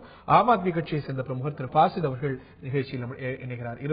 அனைவரையும் இந்த நிகழ்ச்சிக்கு அன்போடு வரவேற்கின்றோம். என்னுடைய முதல் கேள்வி திரு தனியரசு அவர்களுக்கு தான். இது போன்ற போராட்டங்கள் முற்றுகையில அரசியல் கட்சிகள் ஈடுபடுவது இது முதன்முறை அல்ல. இது போன்ற நிகழ்வுகள் என்ன செய்வாங்கன்னா கைது செய்வாங்க. கைது செய்து மாலையில திருமண மண்டபத்தில் வைத்துட்டு மாலையில விடுவது வழக்கம். 9 நாட்கள். What justifies? இது ஜனநாயகத்துல நீங்க ஒரு நாட்டினுடைய உச்ச அதிகாரத்தில் இருக்கக்கூடிய ஒரு முதலமைச்சரனுடைய வீட்டை இவ்வளவு இலகுவா சாதாரணமா தடுப்புகளை எல்லாம் மீறி காவல்துறைகள் எவ்வளவு தடுத்தும் கூட, குறைந்த எண்ணிக்கையில் இருந்த காவலர்கள் தடுத்தும் கூட முதலமைச்சரினுடைய நீங்க அதாவது அந்த நுழைவு வாயில் இல்ல அவங்க இல்ல முடிஞ்சதுன்னா அவங்க மேல குற்றம் சாட்டுறீங்க. அங்க இருக்கக்கூடிய காவல்துறையுடைய ஏற்பாடும் கேள்விக்குள்ள தடுத்து பலத்தை பிரயோகிச்சு அவங்கள அப்புறப்படுத்திட்டு முன்னேறதை நம்ம தொலைக்காட்சியில பார்த்தோம். இது இன்னும் கூடுதலா இப்ப இவங்க எப்படி 9 நாள் 10 நாள் பெயில்ல வந்தாங்கன்னு பெரிய ஆச்சரியமா இருக்கு. கூட இருக்கணுமோ? கூட இருக்கணுமானா நீங்க அது சாதாரண தவறாது இல்ல. இது கேள்வி என்னன்னா, இது பிரதான எதிர்கட்சி இல்ல திராவிட முன்னேற்ற கழகம் எல்லாம் பாத்தீங்கன்னா சிறை நிரப்பும் போராட்டம் அறிவிச்சது. ஸ்டாலின் கலந்து கொண்டார், கனிமொழி கலந்து கொண்டார். அவங்களெல்லாம் சாயந்தரம் விட்டீங்க. நாங்க சிறையை நிரப்ப போறோம் அப்படின்னு அறிவிச்சு, நாங்க ஜெயிலுக்கு போறோம் அப்படின்னு அறிவிச்சு அவங்க போராட்டம் நடத்தினாங்க. திராவிட முன்னேற்ற கழகம் போராட்டம் நடத்தி ஒரு சில ஆண்டுகளுக்கு முன்பாக. அப்பொழுது ஏன் இந்த அணுகுமுறையை 9 நாள்ல வந்துட்டாங்க அப்படின்னு சொல்றீங்களே, ஏன் கூடுதலான நாட்கள் வைக்கல? ஏன் மாலையிலே விட்டீங்க? ஏன் விடப்பட்ட? இப்போ நீங்க முன்னறிவிப்பு செஞ்சுட்டு ஒரு மணி நேரத்துக்கு முன்னாடி நாங்க முதலமைச்சர் வீட்டை இந்த முத்துக்குமாரசாமியுடைய மரணம் குறித்து மத்திய புலனாய்வு குழு சிபிஐ விசாரிக்கணும், இதனால நாங்க முற்றுகையிட போறோம் அப்படின்னா ஒரு வார்த்தை நீங்க உள்ளூர் அந்த காவல் அதிகாரிகிட்ட போய் சொல்லிட்டு நீங்க போயிருந்தீங்கன்னா இப்ப உங்களை யாரு சிறையில வச்சிருக்க மாட்டாங்க. இல்ல இப்போ திராவிட முன்னேற்ற கழகம் சிறை நிரப்பும் போராட்டம் நீங்களே அறிவிச்சுட்டு செய்யலாம். அதுதான் சொல்றேன் நான். எது அறிவிச்சா தானே அரசு காவல்துறை முன்னேற்பாடுகளோடு இருப்பாங்க. இதுதான் ஜனநாயகத்தில் நமக்கு வழங்கப்பட்டிருக்கிற ஜனநாயக உரிமை. ஆம் ஆத்மியை பொறுத்த வரைக்கும் புதிய அரசியல் கட்சி, புதிய இவங்களா இருக்கிறதுனால இவங்களுக்கு இதை பத்தி தெரியல. நீ இவங்களுடைய தலைவர் கெஜ்ரிவால் பாருங்க, நீதிமன்றத்தில் போய் ஒரு வழக்கு சம்பந்தமா பிணையில கேட்கிறாரு. நான் பிணையை தரமாட்டேன்னு சொன்னாரு. சாதாரண டெல்லியினுடைய கீழ் நீதிமன்றம் திகார் சிறையில் பல நாட்கள் அமைதியா இருந்துட்டு வேற வழி இல்லாம ஜாமீன் வாங்கிட்டு தான் வெளியே வந்தாரு. இப்ப அவர் எந்த போராட்டத்துக்கு போறது இல்ல, ரொம்ப அமைதியா இருக்காரு, எந்த ரோட்டுக்கே போறது இல்லையே எங்க தலைவர். நான் உங்கள்கிட்ட கேட்க இருக்கிறேன், ஏதாவது இந்த ஒரு விஷயத்தை முத்துக்குமாரசாமியுடைய மரணம் குறித்து சிபிஐ விசாரணை வேணும்னு கேட்கக்கூடிய ஒரே இயக்கம் ஆம் ஆத்மி இல்ல. தமிழ்நாடு காங்கிரஸ்ல இருந்து பல கட்சிகள் இதே ஒரு கோரிக்கையை தொடர்ந்து முன்வச்சிட்டு இருக்காங்க. ஆனா அவங்க எல்லாம் ஏற்றுக்கொள்ளப்பட்ட முறையில எதிர்ப்பு தெரிவிச்சிட்டு இருக்காங்க. இது போன்ற பல போராட்டங்கள் தமிழ்நாட்டுக்கு புதிதல்ல. நீங்க மேற்கு வங்கத்தை விட கேரளாவோட அதிகமாக போராட்டம் நடக்கக்கூடிய தளமாக தமிழ்நாடு இருக்கு. ஆனா இதுக்குன்னு ஒரு வள்ளுவர் கோட்டம் இருக்கு, சேப்பாக்கம் மாளிகை இருக்கு, அங்கெல்லாம் போராட்டம் நடத்துறது சரி. நீங்க டெல்லியில செஞ்சது போல நாங்க சோனியா காந்தி வீட்டை முற்றுகையிடுகின்றோம், நிதின் கட்கரி வீட்டை முற்றுகையிடுகின்றோம், பிரணாப் முகர்ஜி முகர்ஜி வீட்டை முற்றுகிடுறோம் அப்படிங்கிறது ஆரோக்கியமான ஒரு அரசியலா? முதலமைச்சர் வீட்டை முற்றுகிடுறோம் அப்படிங்கிறது நீங்க போராடுவதற்கு, உங்களுடைய கோரிக்கைகளை வைப்பதற்கு அத்தனை உரிமையும் இருக்குது. ஒருவருடைய வீட்டை நாங்கெல்லாம் சேர்ந்து போய் முற்றுகிடுறோம் அப்படின்னு கேட்பது அப்படிங்கிறது ஆரோக்கியமானதா அப்படிங்கிறது நீங்க பார்க்க வேண்டாமா? இது ஒரு ஸ்டண்ட் அரசியல் இல்ல? பேச அனுமதிங்க. கண்டிப்பாக இல்ல. இதுல நடந்தது என்ன அப்படின்னா, ஐயா சொன்னது மாதிரி அங்க போய் எந்த கதவை உடைச்சிட்டோ போலீஸ் பந்தோபஸ்த உடைச்சிட்டோ போகவே இல்ல. அங்க ஃபர்ஸ்ட் செக்யூரிட்டி ஃபெயிலியர் தான் சொல்லணும். அங்க எந்த ஒரு செக்யூரிட்டியுமே இல்ல. ஃபர்ஸ்ட் ஒரே ஒரு செக்யூரிட்டி மட்டும் முன்னாடி இருந்தாங்க. உள்ள கேட்ல ஒரே ஒரு செக்யூரிட்டி உள்ள போவாங்க. அதாவது நான் சொல்லி முடிச்சேன். சோ 2 செக்யூரிட்டி மட்டும் தான் இருந்தாங்க. பத்திரிகை நண்பர்கள் எல்லாருமே நீங்க இருந்தீங்க. சோ கண்டிப்பா எந்த செக்யூரிட்டியுமே கிடையாது. நம்ம கொண்டு போனது என்னது, ஒரு மனு கொண்டு போனோம். அதுல சிபிஐ விசாரணை செக்யூரிட்டி இருந்து உங்களை ஸ்டிஃபா அப்போஸ் பண்ணி தடுத்திருந்தா கண்டிப்பா தடுத்திருக்கலாம். இருந்திருந்தா தடுத்திருப்பாங்க. கண்டிப்பா அங்க இல்ல. ஃபர்ஸ்ட் அது வல்ல பிரச்சனை, உங்களுடைய பிரச்சனை அது சார்ந்தது அல்ல. உங்களுடைய கோரிக்கை வேற. அதற்காக நேரடியா ஒரு நாட்டுடைய ஒரு முற்றுகையிடுறது அப்படிங்கிறது சரியான. ஏன்னா இது குற்றம் சுமத்தப்பட்டிருக்கிறது யாருன்னா அவருடைய மினிஸ்டர் அக்ரி கிருஷ்ணமூர்த்திங்கிற ஒரு மினிஸ்டர் மேல தான் குற்றம் சுமத்திருக்கு. சோ அவருடைய ஹையர் அபிஷியேட் தவிர அமைச்சர் மேல குற்றம் சுமத்துறதே தவிர யார் அமைச்சர் மேல குற்றம் அதை பத்தி தான் விசாரணை வேணும் அப்படின்னு சொல்லிட்டு நம்ம யாரு முதலமைச்சரா இருக்கிறவர்கிட்ட தான் போய் நம்ம கம்ப்ளைண்ட் பண்ண முடியும். அவர்கிட்ட போய் மனு கொடுக்க முடியும். அப்பாயின்மெண்ட் கேட்டிருக்கலாம். கேட்டீங்களா? கண்டிப்பாக. இந்த மாதிரி ஆம் ஆத்மி நடத்தக்கூடிய நிறைய போராட்டங்களுக்கு மனு கொடுக்கறதுக்கு நிறைய மினிஸ்டருக்கு நாங்க நிறைய பெர்மிஷன் கேட்கும் போது இந்த காவல்துறை எங்களுக்கு கொடுக்கறதே கிடையாது. இது காவல்துறை நண்பர்களுக்கு நிறைய பேருக்கு தெரியும். சோ எங்களுடைய கோரிக்கை என்ன, 50 பேர் போனாங்க. எங்க மேல 5 கேசஸ் போட்டிருக்காங்க. அந்த 50 பேரை 5 கேசஸ் போடுங்க. அந்த 50 பேர்ல பாத்தீங்கன்னா நிறைய ஐடி கம்பெனில ஒர்க் பண்றவங்க. இவங்க எந்த கலவரத்திலையும் ஈடுபடுறாங்க அப்படின்றது எந்த வித கேரண்டியும் கிடையாது. ஐடி கம்பெனில ஒர்க் பண்றவங்க, ரிட்டையர்டு ஆர்மி பர்சன்ஸ் அதுல இருக்கிறாங்க, 4 பெண்கள் இருக்காங்க, நல்லா படிச்சவங்க இருக்காங்க. எங்க கட்சியில எந்த மாதிரி கலவரத்துல இருக்கிறவங்க யாருமே கிடையாது. எந்த கிரிமினல் பேக்ரவுண்டும் கிடையாது. எந்த கோரிக்கையும் அரசியல் ரீதியாக வைப்பதற்கு ஆம் ஆத்மி உள்ளிட்ட எல்லா கட்சிகளுக்கும் உரிமை இருக்கு. அது ஆனா அனுமதிக்கப்பட்ட முறையில ஒரு போராட்டத்தை நடத்துறதுக்கு உங்களுக்கு உரிமை இருக்கு. ஆனா இந்த ஒரு பேட்டர்ன் ஒரு முதலமைச்சர் வீட்டுல போய் மனு கொடுக்க கூடாதுன்னு என்ற மனு கொடுக்க உரிமை இருக்கு, முற்றுகையிடுறதுக்கு உரிமை இருக்கு. முற்றுகையெல்லாம் ஒண்ணு இல்ல சார், முற்றுகையெல்லாம் இல்ல. என்ன அப்படின்னா 50 பேர் சேர்ந்து போய் மனு கொடுக்க கூடாதுன்ற ஏதாவது சட்டம் இருக்கா அப்படின்னு எனக்கு தெரியல. சோ அந்த மாதிரி இருக்க வாய்ப்பு கிடையாது. மனு கொடுக்க போனாங்க, உள்ள போய் கொடுத்த போனாங்க. காவல்துறை என்ன செஞ்சாங்கன்னா வெளியே போய் உட்காருங்க, 4 பேர் மட்டும் உள்ள மனு கொடுங்க அப்படின்னு சொன்னாங்க. 4 பேர் எங்களோட தலைவர்கள் 4 பேர் உள்ள இருந்து மனு கொடுக்க, அவருடைய பிஏ சந்திச்சு மனு கொடுக்கணும் அப்படின்னு உட்கார்ந்துட்டு இருக்கும் போது காவல்துறை வெளியே வந்துதான் கைது பண்ணி எல்லாத்தையும் தூக்கி உள்ள வச்சாங்க. அதே மாதிரி உங்களுக்கே தெரியும், இந்த அரசியல் கட்சிகள் நடத்தக்கூடிய ஆர்ப்பாட்டங்கள் இதே மாதிரி கைதுகள் அடிக்கடி நடந்துட்டு தான் இருக்கு. ஆனா ஏன் இந்த கைது மட்டும் இந்த 7 நாள் 10 நாள் கிட்ட உள்ள வைக்கிற சூழ்நிலை வந்துச்சு அப்படின்னு ஒரு கேள்வி கருணாநிதி அவர்கள்ட்ட நான் கேட்க இருக்கின்றேன். அவரே சொன்னது போல இந்த நிகழ்வுல பங்கு பெற்ற இந்த ஒரு 50 பேர்ல யாருமே ஒரு கிரிமினல் பின்னணி கொண்ட ஒரு கிரிமினல் ட்ராக் ரெக்கார்ட் கொண்டவங்க இல்ல. பலர் அவர் சொன்னது போல ப்ரொஃபஷனல். இன்னொன்னு, ஆம் ஆத்மி கட்சியும் தமிழ்நாட்டில் ஒரு வன்முறையை ஏற்கனவே தூண்டிய ரெட்டி செய்த ஒரு கட்சி இல்ல. மற்ற கட்சிகள் நான் சொன்னது போல திமுக இது போன்ற போராட்டங்கள், ஜெயில் நிரப்பம போராட்டம், ஜெயில் பரோ போராட்டம் அறிவிச்சது.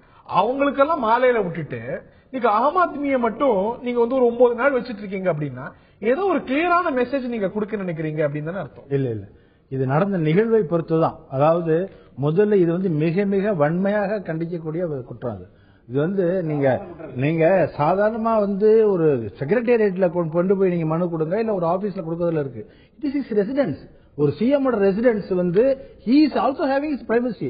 அவருக்கு right of privacy. Official camp sir, அவர் அபிஷியல் அந்த இருங்க நான் சொல்லி நீங்க சொன்னது அபிஷியல் கேம்ப்னா கூட அவர் யாரை விரும்புகிறாரோ சந்திக்க, அது அவரா தன்னுடைய நேரத்தில் ஒதுக்குறாரு. எக்ஸ்ட்ரா டைம் வேலை செய்யறாரு, அங்க வீட்டுல இருந்துட்டு வேலை செய்யறாருன்னா எக்ஸ்ட்ரா டைம். அதை இவங்க பப்ளிக்கு எல்லாம் நீங்க கிளைம் பண்ண முடியாது. அவர் செஞ்சாருன்னா அது அவருடைய விருப்பம். இவங்க போராட்டத்துக்கு போய் இங்க இருந்து போய் அவர் வீட்டை பண்றதுங்கிறது கொஞ்சம் கூட அனுமதிக்க முடியாது. நீங்க பேசுன்னு சொன்னீங்க, அப்ப நான் அப்படி எடுத்துக்க பேசுறீங்க. அதாவது நீங்க சொன்னீங்க ஒரு கேள்வி கேட்டீங்க, அந்த கேள்விக்கு நான் பதில் சொல்லணும். காலையில பிடிச்சி சாயந்தரம் விடுற கேஸ் வேற. என்ன அஃபென்ஸ்? இதெல்லாம் சேர்ந்து போராட்டத்துக்கு கூட்டமா நிற்பாங்க. இவர்கள் கூட்டம் அந்த ஆரம்பிக்கிறதுக்கு முன்னாடியே பிரிவென்ட் அரெஸ்ட் போடுவோம். அப்படியே கொண்டு போய் பின்னாடி இவர்கள் ஒரு கால்குலேஷன் அஃபென்ஸ் செய்ய போறாங்கன்னு பிரிவென்ட் அரெஸ்ட் அது புடிச்சு வச்சிருந்து சாயந்தரம் வரைக்கும் வச்சிருந்து அவர் ரிலீஸ் பண்ணுவோம். இவங்க அப்படி இல்ல, அஃபென்ஸ் கம்ப்ளீட்டட். எப்ப சிஎம் வீட்ல இன்னும் சிஎம் வீடுங்கிறத விட்டுடுங்க, அது it is a private house of a person, ஒரு ஆர்டினரி பர்சன். இந்த என்ன what right they are having to enter into that house?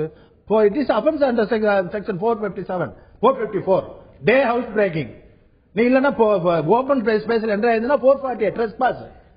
நீங்க வந்து அது it is not a public place, it is a private place. என்ன வன்முறை அவங்க இல்ல வன்முறை முதல்ல நீங்க கேள்வி கேட்டீங்க. அதுக்கு நான் வந்து எல்லாம் கேட்டுட்டு தான் என்ன நடந்துச்சுன்னு தெரிஞ்சுட்டு தான் வந்திருக்கேன். நான் சொல்றது ஒண்ணுன்னா நீங்க கேளுங்க. It is official residence of the chief minister. அவங்க வந்து என்ன சொல்றாங்க, நாங்க ட்ரெஸ்பாஸ் பண்ணல, முதலமைச்சரை சந்திக்க தான் போறோம். நாங்க பர்மிஷன் வாங்கணுங்க, பர்மிஷன் வாங்கணும், அவர் பர்மிஷன் கொடுக்கணும். அது எத்தனை பேர் கொடுக்கணும்? 50 பேர் எல்லாம் கூட்ட முடியாது. 5 பேருக்கு மேல 30 போலீஸ் ஆக்ட் அமல்ல இருக்கிற சிட்டில 5 பேருக்கு மேல நீங்க கூட்டம் கூட்டினீங்கன்னா பர்மிஷன் வாங்கணும். 50 பேரை கூட்டிட்டு போனீங்கன்னா அந்த 50 பேருடைய நடவடிக்கைக்கு இந்த கூட்டு நாளால வாட்ச் பண்ண முடியுமா? அவங்க என்ன 50 பேர் எப்படி என்ன மூட்ல வந்திருப்பாங்க, யார் என்ன செய்வாங்கன்னு தெரியுமா? 5 பேருக்கு மேல கூட்டமே மிக சீரியஸான ஆஃபென்ஸ். ஏன்னு கேட்டீங்கன்னா we are giving a license to them. எதுக்கு 5 பேர் கூட்டக்கூடாதுன்னு எதுக்கு சட்டத்துல வச்சிருக்காங்க? 5 பேருக்கு மேல கூட்டினாக்கா யார் என்ன செய்தார் ஐடென்டிஃபை பண்றதே கஷ்டம்.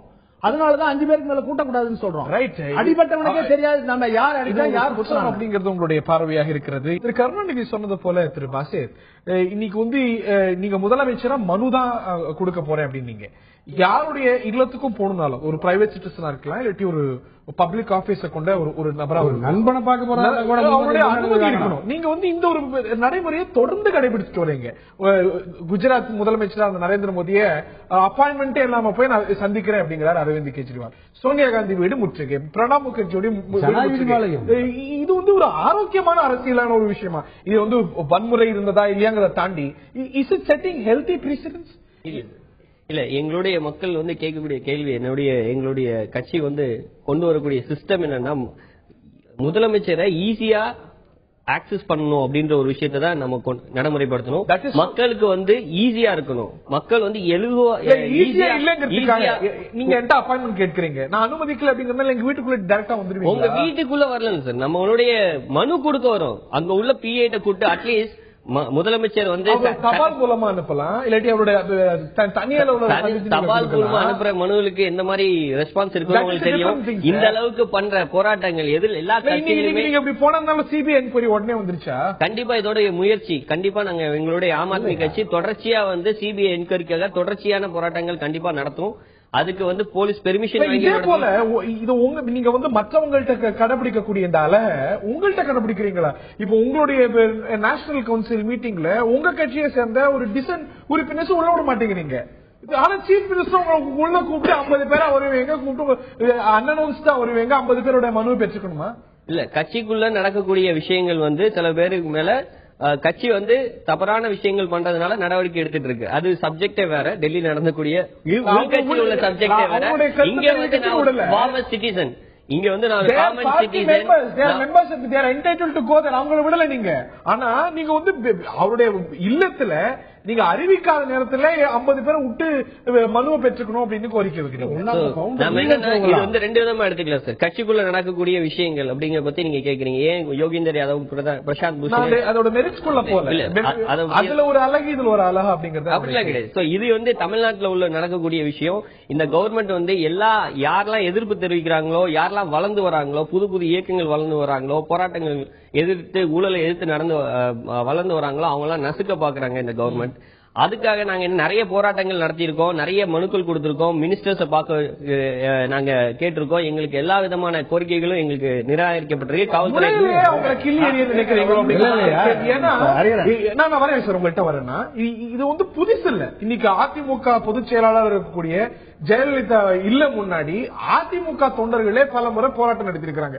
இந்த ஒரு கோரிக்கை இந்த மாவட்ட செயலாளர் சரியில்லை, இல்ல இந்த ஒரு கோரிக்கை இருக்கு. இது புதிய விஷயம் இல்ல, ஏற்கனவே நடந்திருக்காங்க. அவங்க எல்லாம் இப்படிதான் ரிமைண்ட் பண்ணி 9 நாள் 10 நாள் வச்சாங்களா? இப்ப அவங்க போய் கேட்டை தாண்டி காவல் அத்த வன்முறையில முதலமைச்சரை சந்திக்கிறதுக்கு அனுமதி இல்லாம, அவங்களுடைய அப்பாயின்மெண்ட் இல்லாம, அவங்களுடைய இல்லம் வளாகம் அமைந்திருக்கக்கூடிய இடத்துல போராட்டம் நடத்துறாங்க. ஆம் ஆத்மி காட்டிய கடுமையை அந்த சந்தர்ப்பத்துல காவல்துறை காட்டியதோ. சாலைகள்ல அமைதியா இருந்து சந்திக்க விரும்புறது வேற. இப்ப வந்து நீங்க திட்டமிட்டு முன் அனுமதியோ முன் அறிவிப்போ இல்லாம ஜனநாயகத்தில் அங்கீகரிக்கப்பட்ட போராட்ட வடிவங்களும் அங்கீகரிக்கப்பட்ட போராட்ட முறைகள் இருக்கு. அந்த முறைக்கு மாறா தமிழ்நாட்டில் முதன்முறையா ஒரு முதலமைச்சர் வீட்டை அத்துமீறி உள்ள நுழைஞ்சு திட்டமிட்ட தாக்குதல் அது. அது ஜனநாயகத்தின் மீது தனி மனித உரிமை மீது அது அவருடைய தனி மனித உரிமையின் மீதும் அதனுடைய கட்டுக்கோப்பின் மீதும் அத்துமீறி உள்ள பிரவேசிக்கிறது எவ்வளவு ஒரு குற்றது. அது அரசு சொத்து தானே, அது மக்களுடைய சொத்து தான். முதலமைச்சர் யார்? அவரும் மக்களுடைய சொத்து. ஜெயலலிதாவும் ஒரு தலைவர், அந்த கட்சியை சேர்ந்த தொண்டர்களே அங்க வந்து பாதுகாப்பு வளையம் இருக்கு, அதை தாண்டி இல்லாட்டி அதுக்கு பக்கத்துல அதுக்கு வந்து எந்த சமயத்துல அச்சுறுத்தல் இருக்குமோ அப்படின்னு ஒரு சூழ்நிலை இருக்கிற சமயத்துல போராட்டம் நடத்துறாங்க. அதே விதியா எப்படி வெவ்வேறு அலைகள் வச்சு சாலை இல்ல. இப்ப நீங்க கூட நீங்க கிரீன்வே சாலையில பாசி போயிருந்தா ஒன்னும் பிரச்சனை இல்ல. தொண்டர்கள் வந்து அவங்க தலைவரை பாக்குறதுக்கு கூடுறது வேற, எதிர்கட்சிக்காரர்கள் போராட்டத்துக்காரர்கள்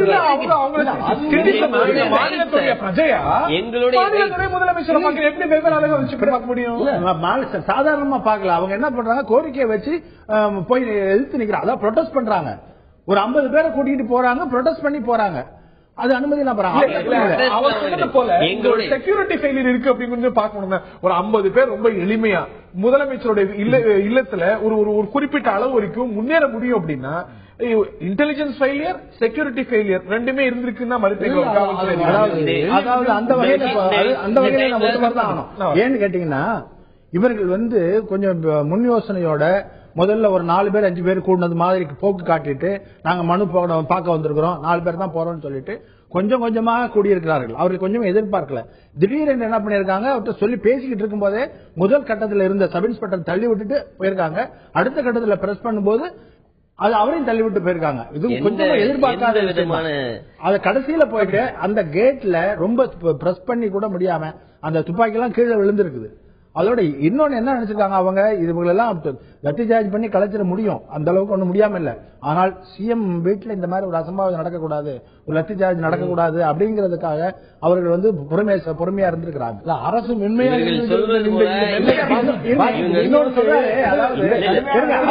அவர் குறிப்பிட்ட ஒரு கேள்விக்கு நான் பதில் சொல்லணும். அதாவது எங்களுடைய கோரிக்கைக்காக முதலமைச்சரை பார்க்கணும். முதலமைச்சர் இவர்களுக்கு மட்டும் முதலமைச்சர் இல்ல, நிறைய செக்ட் பீப்புள் இருக்காங்க, அவர்களுக்கும் கோரிக்கை இருக்கிறது. இன்னைக்கு கோரிக்கை இருக்கிறவங்க அத்தனை பேரும் ஒட்டுமொத்தமா வந்து பார்க்கணும். இன்னைக்கு இதே கோரிக்கையை பல எதிர்கட்சிகள் வச்சிட்டு இருக்காங்க. அவங்க இந்த விஷயத்துல உங்களுக்கு போதுமான சப்போர்ட் கொடுக்கல, மாரல் சப்போர்ட் கொடுக்கலங்கிற வருத்தம் இருக்கிறதா? இன்னைக்கு இதே கோரிக்கை திமுகவுக்கு இருக்கிறது, காங்கிரஸுக்கு இருக்கிறது. ஆனா இந்த விஷயத்துல உங்க பக்கம் அவங்க நிக்கல. உங்க பக்கம் நீங்க உங்களோட நடைமுறை என்ன காரணம்? இல்ல இல்ல, நாங்க எந்த கட்சி எங்களுக்கு ஆதரவு கொடுப்பாங்கன்னு சொல்லிட்டு நாங்க இந்த போராட்டத்துல இறங்கல. ஃபர்ஸ்ட் ஓகே, எங்களுடைய எல்லா நியாயமான போராட்டத்துக்கு எங்களுடைய முக்கியமான ஆம் ஆத்மி கட்சியினுடைய முக்கியமான கொள்கையே வந்து ஊழல் எதிர்ப்பு தான். அதுதான் இங்க நடந்திருக்கு. அந்த சிபிஐ ஒரு நல்ல அதிகாரி வந்து தற்கொலை பண்ணிருக்காரு. அதுக்கு வந்து பின்னாடி வந்து ஒரு அமைச்சர் அவருடைய பிஏக்கெல்லாம் இருந்ததுக்காக செய்திகள் வந்துட்டு இருக்கு. சோ இது வந்து எங்களுடைய கொள்கைக்கு நாங்க கொண்டு வரக்கூடிய, நாங்க எடுத்திருக்கக்கூடிய முக்கியமான ஒரு விஷயத்துக்கு எதிரான ஒரு விஷயம்.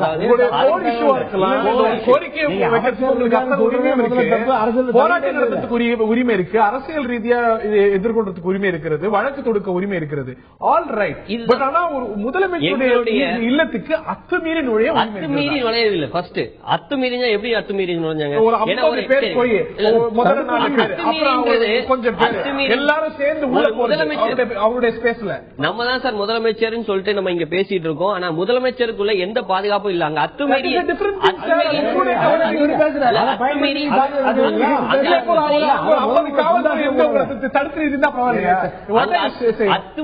அத்துமீறி நுழைஞ்சிச்சு அப்படின்னா அங்க இருக்கிற எல்லாத்தையும் சேதப்படுத்திட்டோம். இல்ல காவல்துறைகளை இல்ல, ஒரு இடத்துல ட்ரெஸ் பாஸ் பண்றது அத்துமீறல்.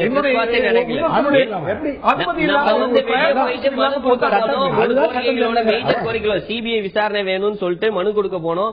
எல்லாமே போன எல்லாருமே ரொம்ப அமைதியான மக்கள். ஃபர்ஸ்ட் இதுக்கு முன்னாடி எந்த கிரிமினல் ரெக்கார்ட்ஸ் இல்லாத மக்கள் போய் அத்துமீறி போற அளவுக்கு அவங்கள்ட்ட உள்ள அந்த வரவங்க கிரிமினல் அது முன்னாடி ஆக்டிவிட்டிஸ் இல்ல. ஆனா அதுக்கு அவன் செஞ்ச குற்றம் ரொம்ப நல்லவன்னு சொல்ல முடியுமா? கண்டிப்பா. இந்த விஷயத்துல தமிழ்நாடு அரசும் காவல்துறையும் மிகுந்த பொறுப்புணர்வோட பெருந்தன்மையோட இப்ப கூட இவங்களை மன்னிச்சு பெயில் விட்டுருக்காங்க. அதே பெரிய இப்படித்தான் வந்து இது போன்ற அரசியல் கைதுகள்ல அரசு ஒரு அணுகுமுறை எடுத்திருக்கிறதா? இப்ப வந்து கோர்ட் கேக்குது, இல்லன்னா நாங்க கேட்கணும், கோட்டுப்புறம் போலீஸ் ஸ்டேஷன் எங்க இருக்கு, சைதாப்பேட் கோர்ட் இருக்கு, நாங்க கேட்டு எங்களோட நிலப்பாடு சொல்லணும் அப்படிங்கிறீங்க. ஆக இதுல வந்து ஏதோ you want to send message, இது போல யாரும் செஞ்சிடக்கூடாது, மாதிரி போராட்டங்கள்லாம் செஞ்சிடக்கூடாதுன்னு மத்த கட்சிகள்கிட்ட காட்டாத அணுகுமுறையை ஆம் ஆத்மி முதலமைச்சருடைய வீட்டுக்கு அத்துமீறி போனதா தமிழ்நாட்டில் ஒரு வரலாற்று நான் இப்பயே உங்களுக்கு சொன்னா, அதிமுக தொண்டர்கள் அதிமுக கட்சி உறவு தலைவரை பார்க்க போறது இல்லங்க, கட்சி தொண்டர்கள் தலைவரை பார்க்கறது தலைவர் அலோவ் பண்றாங்க. அவர்கள் கருத்து சொல்வதற்காக தலைவரை பார்க்க போறாங்க.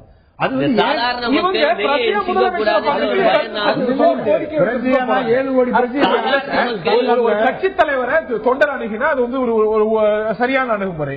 நீங்க வந்து ஒரு நாட்டுடைய பிரஜை முதலமைச்சர் அணினா ஏன் கான்ஃபரன்டேஷனா பாக்குறீங்க?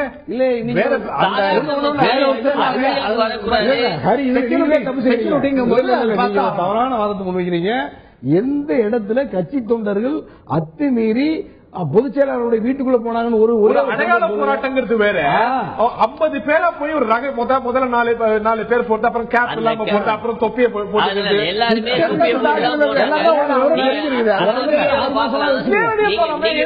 நேரடியா தான் போறாங்க சார். நீங்க நல்லா பாப்பீங்க, எல்லாருமே தொப்பியை போட்டு டைரக்டா தான் போவாங்க. இந்த மாதிரி அந்த மாதிரி இந்த காவல்துறை வந்து எங்களுடைய நிறைய போராட்டங்களுக்கு அனுமதி மறுக்க இருக்குது. நீங்க சொல்றீங்க நாங்க போய் எங்களுக்கு போராடுறதுக்கு மட்டும் கிடையாது. இதுக்கு முன்னாடி ஸ்டான்லி இஷ்யூல நாங்க எடுத்திருந்தோம், ரெனால்ட் நிஷா எடுத்தோம். எங்களுடைய எந்த போராட்டத்துக்கும் இந்த கவர்மெண்ட் வந்து இந்த காவல்துறை வந்து எங்களுக்கு அனுமதி கிடைக்கிறது கிடையாது. இது போக இப்போ வந்து வேணும்னு சொல்லிட்டு எல்லா டிஸ்ட்ரிக்ட்லயும் எங்களுடைய தன்னார்வலர்கள் வந்து போராட்டத்துக்கு அனுமதி கேட்டிருக்காங்க. எந்த போராட்டத்துக்கும் அனுமதி கொடுக்கல. இப்போது கூட பெரம்பலூர்ல வந்து எங்களுடைய வாலண்டியர்ஸ் வந்து போராட்டம் பண்ணணும்னு சொல்லிட்டு அனுமதி கேட்டிருக்காங்க. சோ ஜனநாயக ரீதியில எங்களுக்கு ஃபுல் அண்ட் ஃபுல் நசுக்குறாங்க. என்ன ஒரே ஒரு ரீசன், காமன் மேன் வந்து அரசியலுக்கு வரக்கூடாது, எங்களை மாதிரி படிச்சவங்க, எங்களை மாதிரியான காமன் சிட்டிசன்ஸ் வந்து அரசியலுக்கு வரக்கூடாது அப்படின்ற ஒரே நோக்கத்துல தான் இருக்கிற மக்களே அரசியல்ல இருக்க பாரம்பரியமா இருக்கிறவங்க தான் வரணும் அப்படின்ற ஒரு விஷயத்தை அரசியல் தலைவர்கள் இருந்து சட்டம் எல்லாருக்கும் பொதுவானது, எல்லாரையும் ஒரே மாதிரி தான் நடத்தணும். ஆம் ஆத்மிக்கு ஒரு அணுகுமுறை, திராவிட முன்னேற்ற கழகத்துக்கோ அதிமுகவுக்கோ இன்னொரு அணுகுமுறை இருக்கக்கூடாது. அதே சமயத்தில் எல்லாரும் சட்டத்துக்கு உட்பட்டு நடக்க வேண்டும். போராடுவதற்கு எல்லாருக்கும் உரிமை இருக்கிறது, அத்துமீறுவதற்கு எல்லாருக்கும் உரிமை இருக்கிறது அப்படின்னு தெரியாது. அதே சமயத்துல ஒரு கட்சிக்கு ஒரு அணுகுமுறையும் இன்னொரு கட்சிக்கு இன்னொரு அணுகுமுறையும் இருப்பது சரியா அப்படிங்கிற கேள்விகள் எல்லாமும் எழுந்திருக்கிறது. அது கடைபிடிக்கப்பட்டதா இல்ல சட்டத்துக்கு உட்பட்டு தான் நடவடிக்கை எடுக்கப்பட்டதா அப்படிங்கிற ஒரு கேள்விகள் எல்லாமே எழுந்திருக்கிறது. இது நிச்சயமாக பரபரப்பை கிளப்பியிருக்கிறது. எந்த ஒரு கோரிக்கையையும் வைப்பதற்கு எந்த அரசியல் இயக்கத்துக்கும் உரிமை இருக்கிறது. ஆனால் அந்த அணுகுமுறை அப்படிங்கிறது ஒரு வரையறைக்குள் இருக்க வேண்டும் அப்படிங்கிற ஒரு பார்வையும் இல்லை. எங்களுடைய கருத்துக்கள் நசுக்கப்படுகின்றன. எங்களுடைய வளர்ச்சி இதுல கைது செய்யப்பட்டிருக்கக்கூடிய யாருமே ஒரு கிரைம் ரெக்கார்ட் இல்லாத ஆட்கள். அப்படி இருக்கிற சமயத்துல மற்ற கட்சி போராடினால் மாலையிலே விட்டு விடுவதும், ஆம் ஆத்மி அப்படிங்கும்போது 9 நாட்கள் வைத்திருப்பதால என்ன ராஷனல் அப்படிங்கிற கேள்வி எழுதுறாங்க. இருவேறு பார்வைகள் எழுந்திருக்கிறது. நேர்களே, இந்த தருணத்தின் நிகழ்ச்சியை நிறைவு செய்ய வேண்டும். நிகழ்ச்சியில் பங்குபெற்ற தனியரசு திரு கருணாநிதி மற்றும் திரு பாசித் மற்றும் பார்த்த நேர்களுக்கு நன்றி கூறி விடைபெறுகின்றோம். வணக்கம்.